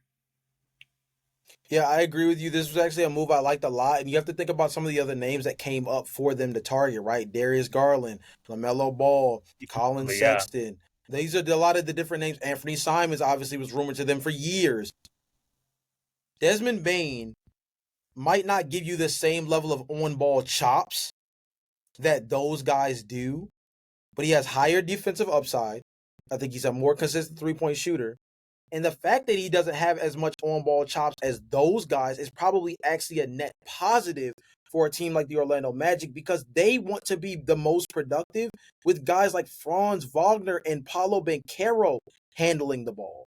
Having to share those ball handling responsibilities with another high usage point guard like Darius Garland, like LaMelo Ball, like Anthony Simons, more so those first two, because I think Anthony Simons would have been a good fit as a guy who can operate off the ball. He's played next to CJ McCollum and Damian Lillard and still operated at a 50, 40, 90 type of clip. But Desmond Bane gives you the defensive upside that Anthony Simons doesn't, right? And Anthony Simons would have also been going into a situation where you trade for him, you get him for a year, and then you have to try to re-sign him, which becomes very difficult as opposed to Desmond Bane, who's already locked up under contract. So you pair his contract, his skill set, and how he fits next to Paolo Banchero and Franz Wagner, and Jalen Suggs for that matter as well. And I actually think he's a much better fit than a lot of people are giving credit. And I think the actual compensation will only look bad if those picks go way higher than a lot of us anticipate, like you said. Yeah, no, I just think it's like you mentioned, contract-wise, 4-year deal, fit. He can actually play defense compared to some of the guys that we like wanted to be under Orlando Magic, aka Trae Young, aka Darius Garland, some of the guys that you mentioned earlier as well. Being able to play off ball, being able to be like just like he could fit so much things, and it's like in terms of like having the ideal player to play in that position, can't ask for much better than Desmond Bain. So that's why he was my number 2 pick. Jay, who do you got with your third pick? Yeah. What's your second pick? So my third pick is actually, or my second pick, I guess, in this situation, is actually one of the most recent trades that happened, and that's Lonzo Ball to the Cleveland Cavaliers. I'm looking back at it on my phone. I texted TV after this news, and I said to TV, I said, bro, we just made the Cavs Eastern Conference champs. And the reason why I said that is because they basically traded Lonzo Ball for Isaac Okoro straight up. Right? Wasn't it? Was there anything else? I thought that was it. That's what I'm saying. But you have to think about it.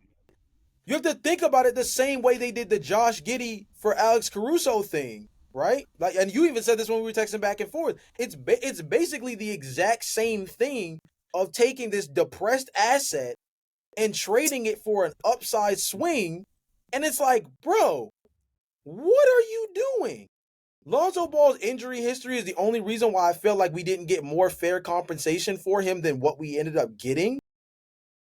But the Cleveland Cavaliers have literally needed a 37 to 38% knockdown three-point shooter that can guard next to or around a combination of Darius Garland and or Donovan Mitchell. Because Lonzo Ball is a legitimate 6'5", 6'6", if I'm not mistaken, maybe even 6'7", honestly. He's a guy that can come into small ball lineups and be a defensive guard next to Darius Garland and or Donovan Mitchell. We've seen him literally on ball guard Julius Randle at the 4 in a Chicago Bulls uniform. You now have a potential lineup.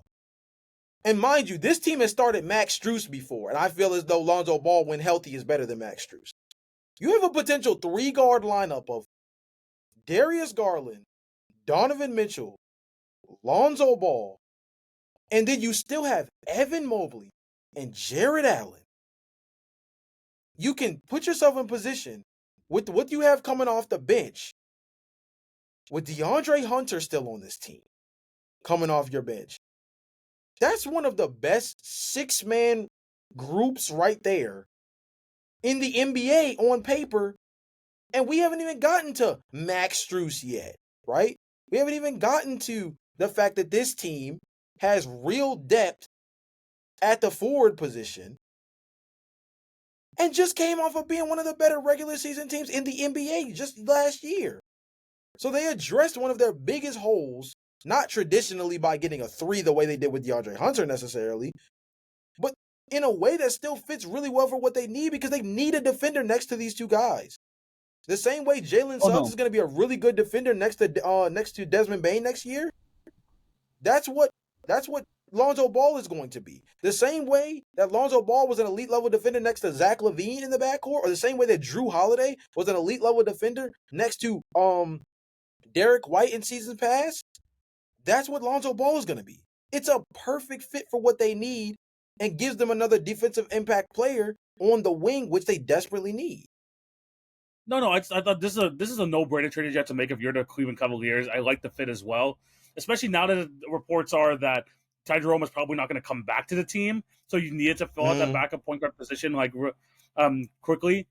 He basically traded a non-playoff rotation player, Isaac Okoro, who just fell out of the rotation completely, for someone who could make Alex Caruso type of impact if he's healthy and if he can stay on the floor. So, no-brainer trade.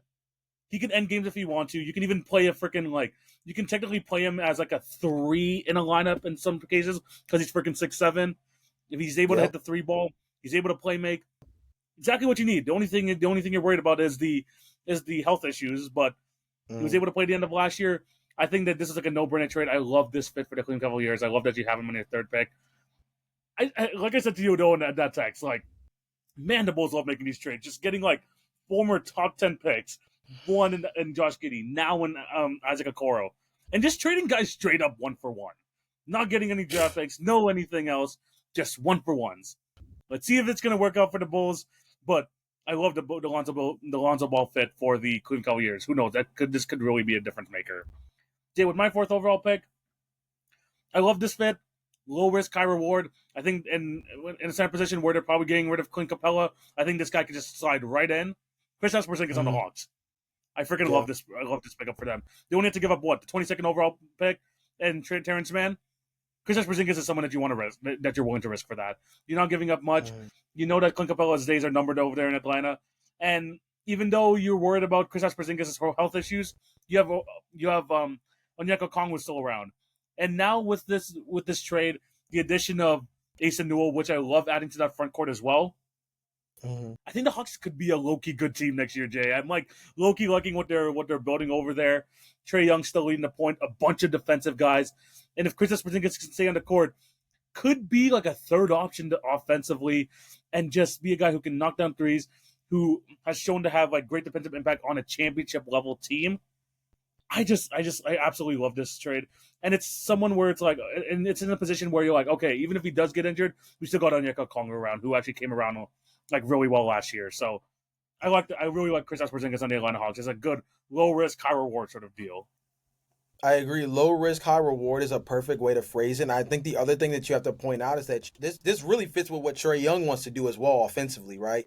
He's never had a stretch big ever. When you really look at the different handful of guys that have come through the Atlanta Hawks since he's been drafted, John Collins was a knockdown 3-point shooter, but on low volume. He was mainly a play finisher. Onyeka Okongwu is not a stretch floor, or stretch big in any capacity. He's again another play finisher type in pick and roll options. Clint Capella, we know that he's a play finisher. He's been a play finisher even dating back to his time in Houston. Like you said, with Clint Capella's days being numbered, given the fact that he is going to be an unrestricted free agent this summer and the likelihood of them re-signing him is very, very low, going after Kristaps Porzingis, who not only addresses that center depth situation, but also gives you a different flavor of offense because he's a guy that gives you something a lot different than a lot of the iterations of the Hawks we've seen in the past. He now, like you said beforehand, could be another offensive option, maybe the third option behind Trae Young and probably Jalen Johnson when healthy. Yes. And he also can be a high-level rim defender behind guys like Jalen Johnson and Dyson Daniels on the wings. And don't forget, Zachary Ricochet was also a pretty good defender at the wing position as well last season. You keep Karis LeVert, who's still on that bench for you as well. Can't sleep on that. Very good pickup for them in the meantime. And now you have, again, another really solid 6. I think they saw what happened with the Orlando Magic going all in and making that move for Desmond Bane, and they were able to do a much more cost-effective version of adding to their roster with a guy who just fits like a glove, while still taking that risk of saying, yo, this looks like a year where we need to be going as hard at the championship as humanly possible. Let's do something that makes our team different. Kristaps Porzingis definitely does that. I really do like it. And with the Celtics like cleaning house, you knew that, especially with the contract situation they had, that they were going to be selling a bunch of their like really talented players on a low type of deal. And I think and then I think the Hawks were just able to take advantage of it. And again, not giving away too much. They still came away with a pretty good prospect too in the draft with Asa Newell. So really do like the Kristaps Porzingis pick. What do you got over there with the next pick? So at the 5th overall pick and my third player, I'm going to go with Anthony Simons going to the Celtics. I've been a big fan of Anthony for the longest time, and obviously I've been a proponent of saying that he should have been the player that the Orlando Magic targeted. I felt like that was a guy they could have acquired in a handful of different seasons, including last year at the trade deadline.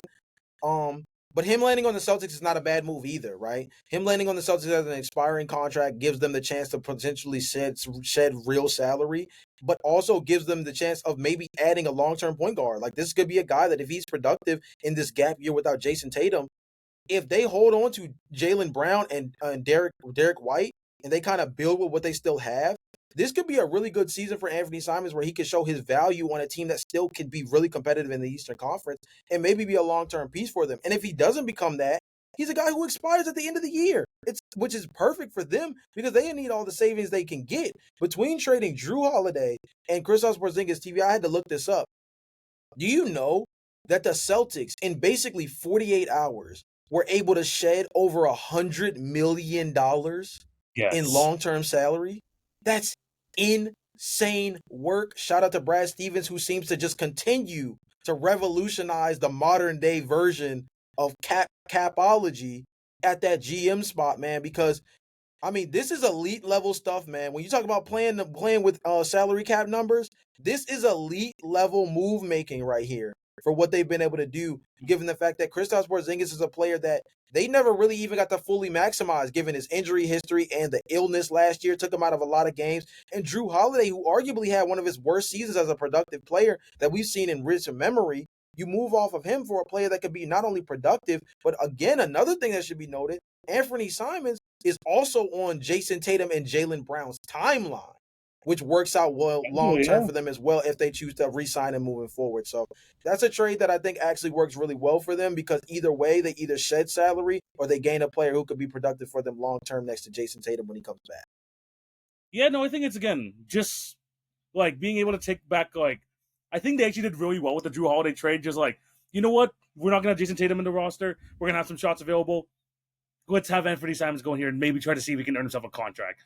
Now that he's probably like more with a more stable franchise, a championship mindset sort of franchise, they're going to try and put him in a situation where maybe he's not competing for a championship, but you're like, okay, let's see how he is actually like next to a well-run organization, like him as like the lead guard here, because we know the talent's there. We've seen him as like a 40% three-point shooter. He's super athletic. Maybe not the most pass first point guard, but the shots are going to be available for him there, so he's still going to be able to be himself. Why not if you're the Celtics, right? Just take a chance on someone who could be a long-term piece for you, but also he did exactly what you need to do and like dump the salary of Drew Holiday. So they understand it's going to be a kind of like a gap year, like we mentioned with like the Pacers as well earlier on. But they're making sure we're like, okay, this is a gap year. Let's test some things out before Jason Tatum comes back to the court. Yeah, I'm convinced that this is going to be a really good transaction for both sides.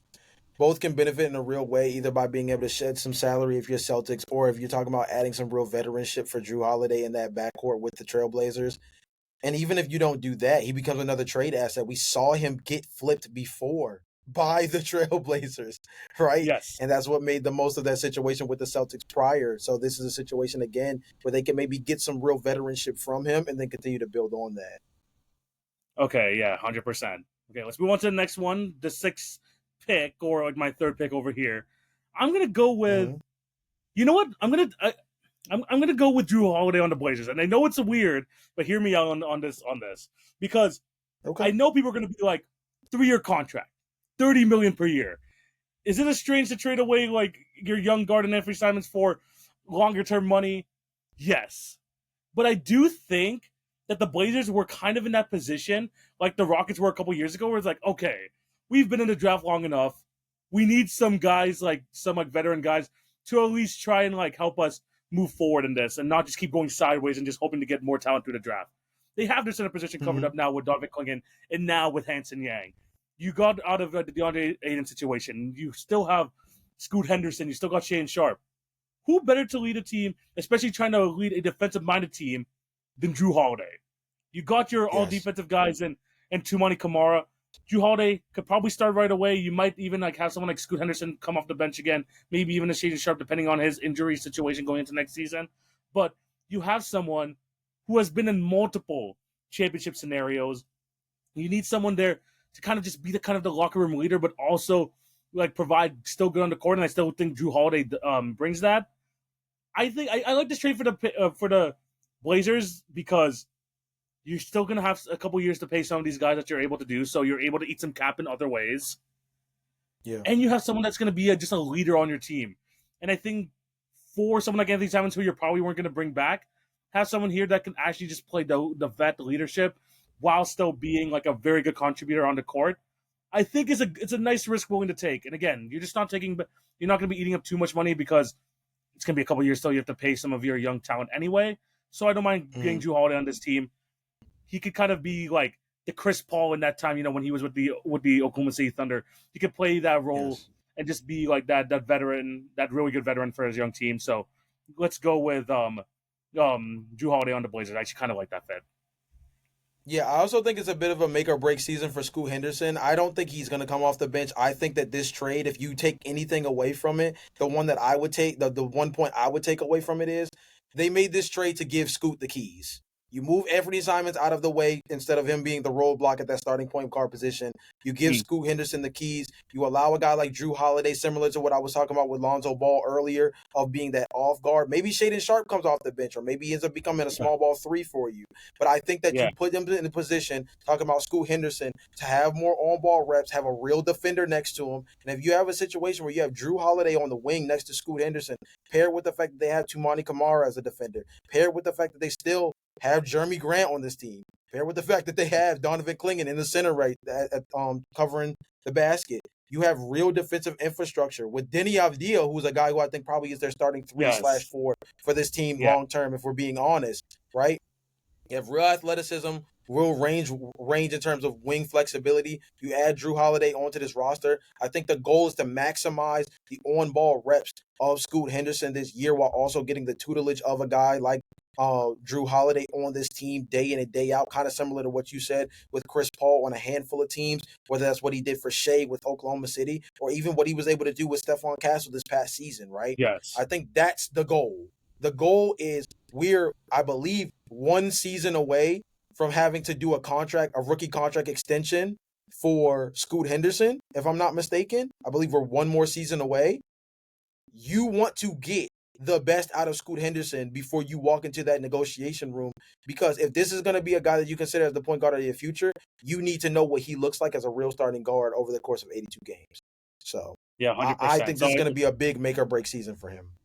For sure, yeah. It's gonna. I think there's like a great way to like go into the season with having like some like support there with Drew Holiday as well. So yeah, gonna be really good to have him on the team. Jay, who do you got with the next player?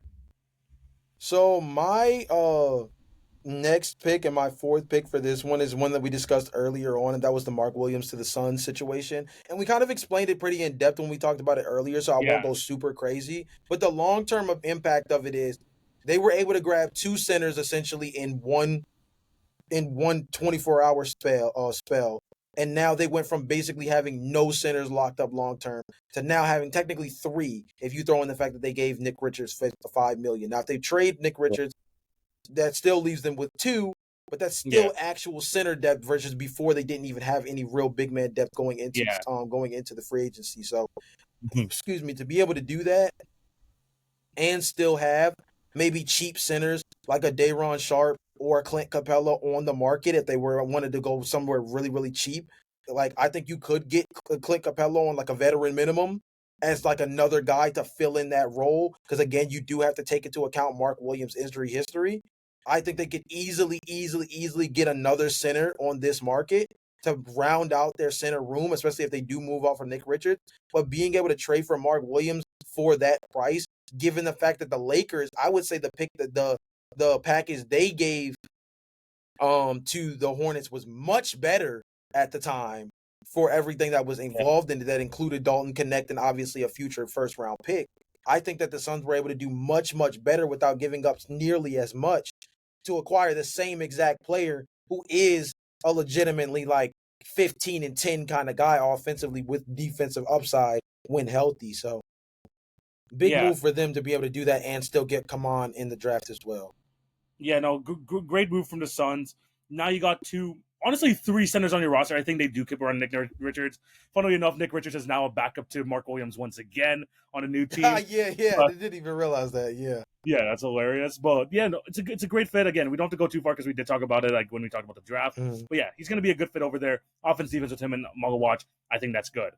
My next pick is we only have 3 guys left. I like the idea of Jalen Green next to Devin Booker. So I'm going to have that with my next pick. It's mostly because I just don't see this future with Bradley Beal as a part of it.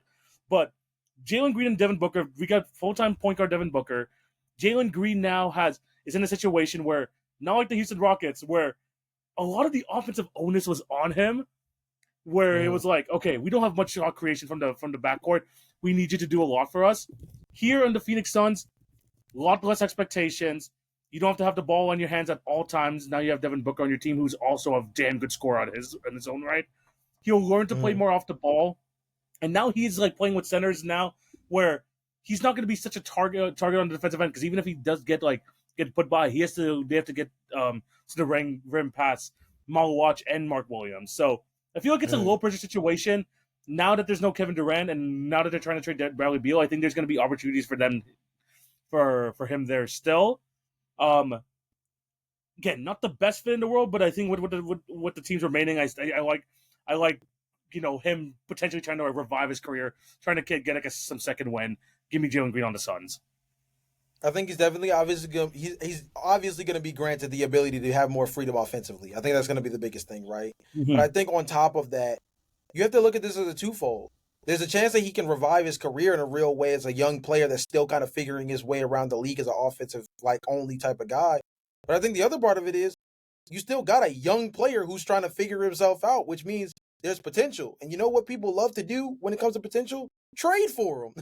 So you still have some of these other teams that have significant draft capital, right, that you could possibly trade for draft picks in situations like that. And as a team like Phoenix, who desperately needs to get back into the draft after trading away their entire future on multiple occasions between the Bradley Beal trade and Kevin Durant, you put yourself in a real position now where you have the flexibility to get right back in the mix as a team that actually can make draft picks and things like that. So it works as a twofold. He either revives his career as the two guard next to Devin Booker, and you guys have one of the better backcourts that's still very youthful in the league, or you just created another trade trick that kind of doubles down past the Kevin Durant trade, and we'll figure out the winner and loser of that trade a little bit later on once we see who you draft with whatever draft picks you acquire. That kind of thing. Yeah, it's still a young talent.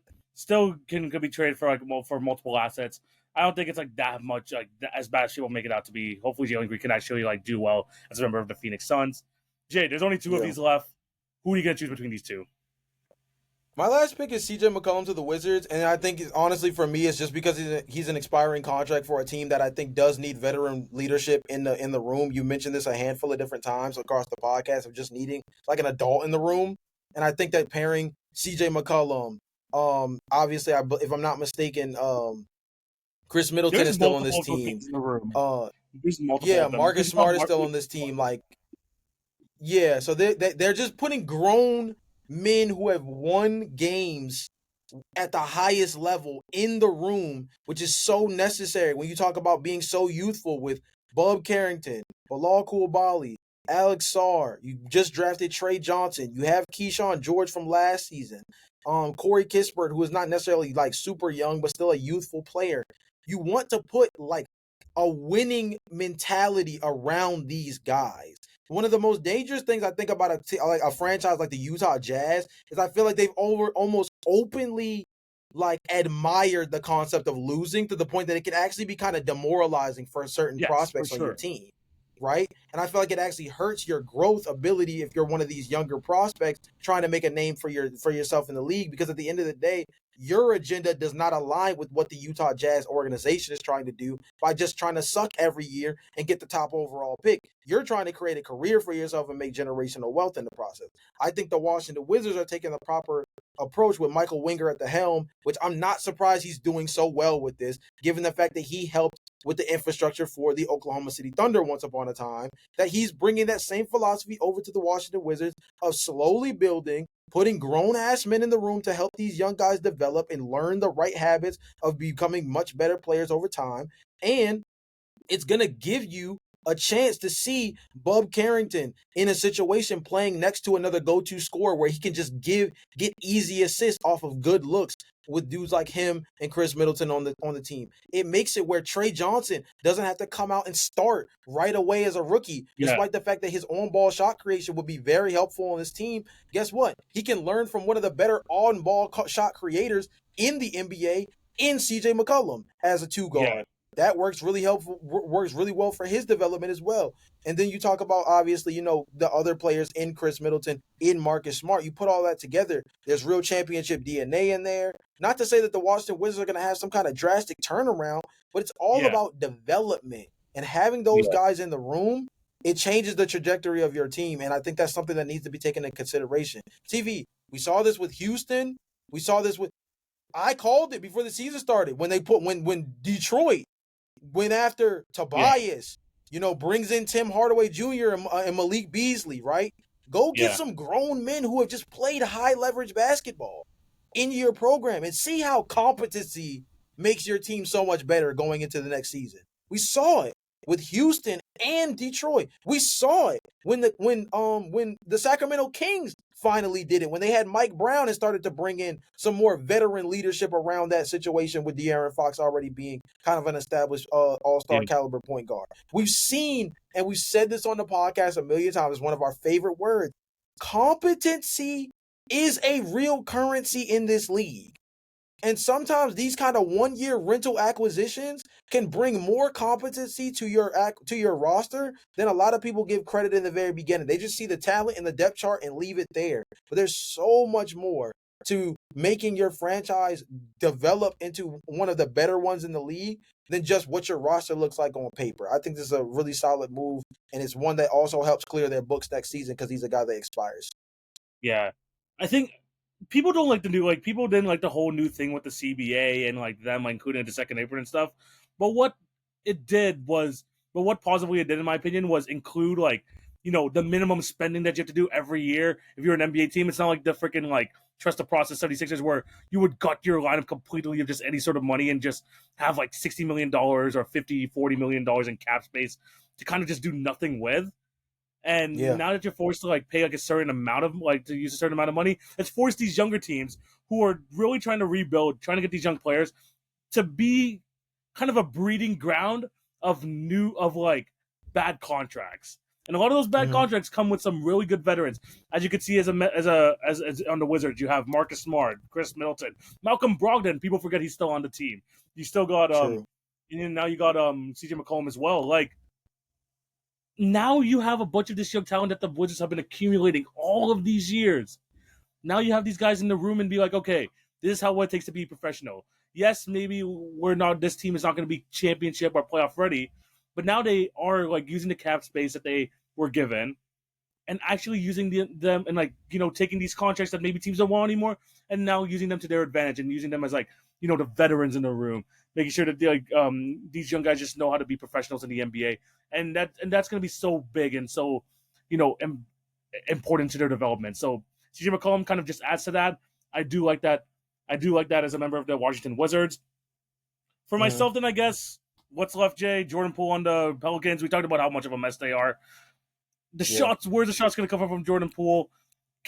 Is Jeremiah Fears the freaking playmaker to like kind of get him those open looks like he did in the Warriors? Probably not.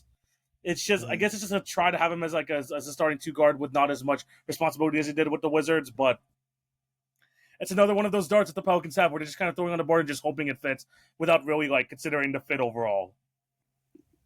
TV, who's the starting five for this team going into opening night? Probably Yves Missy. I'm assuming so because they need a 7-footer. Oh, no, I mean like the legitimate starting five, like for this team. Oh, the legitimate starting five. Yeah. DeJounte's probably injured, so you're probably gonna have. Funny thing enough, I actually think Fears is gonna start, so it's gonna be Fears, Poole,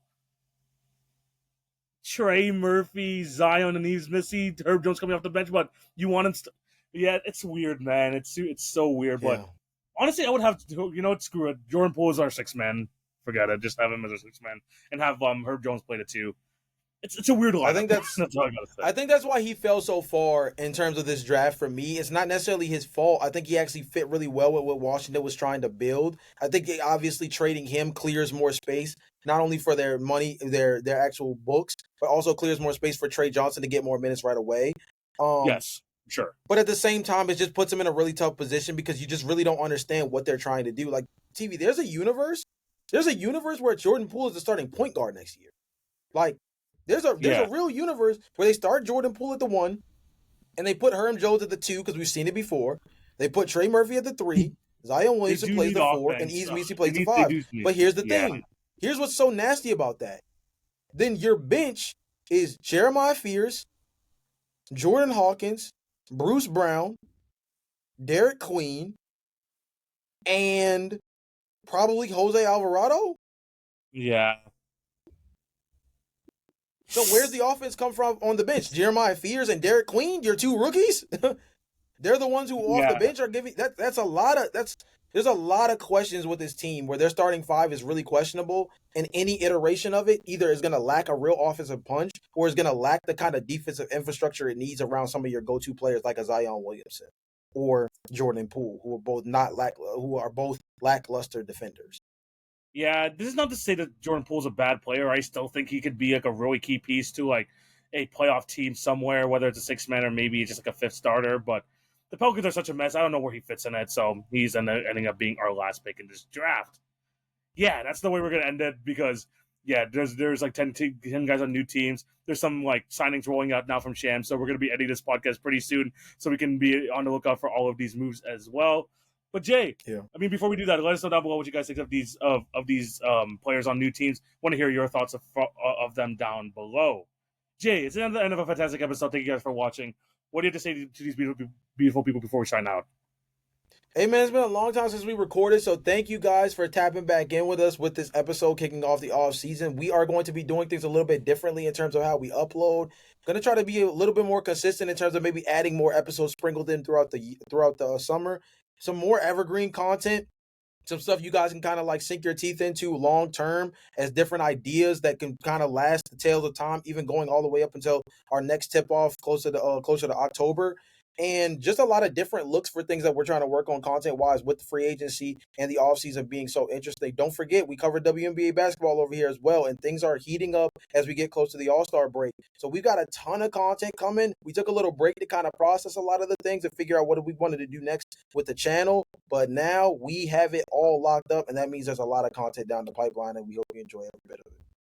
100%. We have a lot of things coming up down the pipe for you guys. NBA free agency is starting as we speak right now, so in the next episode we're going to be talking a lot about that. WNBA All Stars are just being selected too, so a lot of stuff to talk about in basketball, and just a lot of stuff we're going to talk about throughout the summer. The top 5 lists are coming. A bunch of the topics that you guys want to hear, they're going to be coming up soon. So it's going to be a great summer of basketball, even with no NBA basketball. Basketball never dies. We got WNBA. We got a lot of other stuff coming down the pipe. So there's a lot of stuff we're going to be able to talk about. But yeah, Jay, thank you guys for watching. Hope you all have a fantastic day. Make sure you check out all of our other channels, all of our other pages, and to make sure you check out our individual social links down below as well. Hope you have a fantastic day. This is TV. This is Jay. We're signing out. Peace.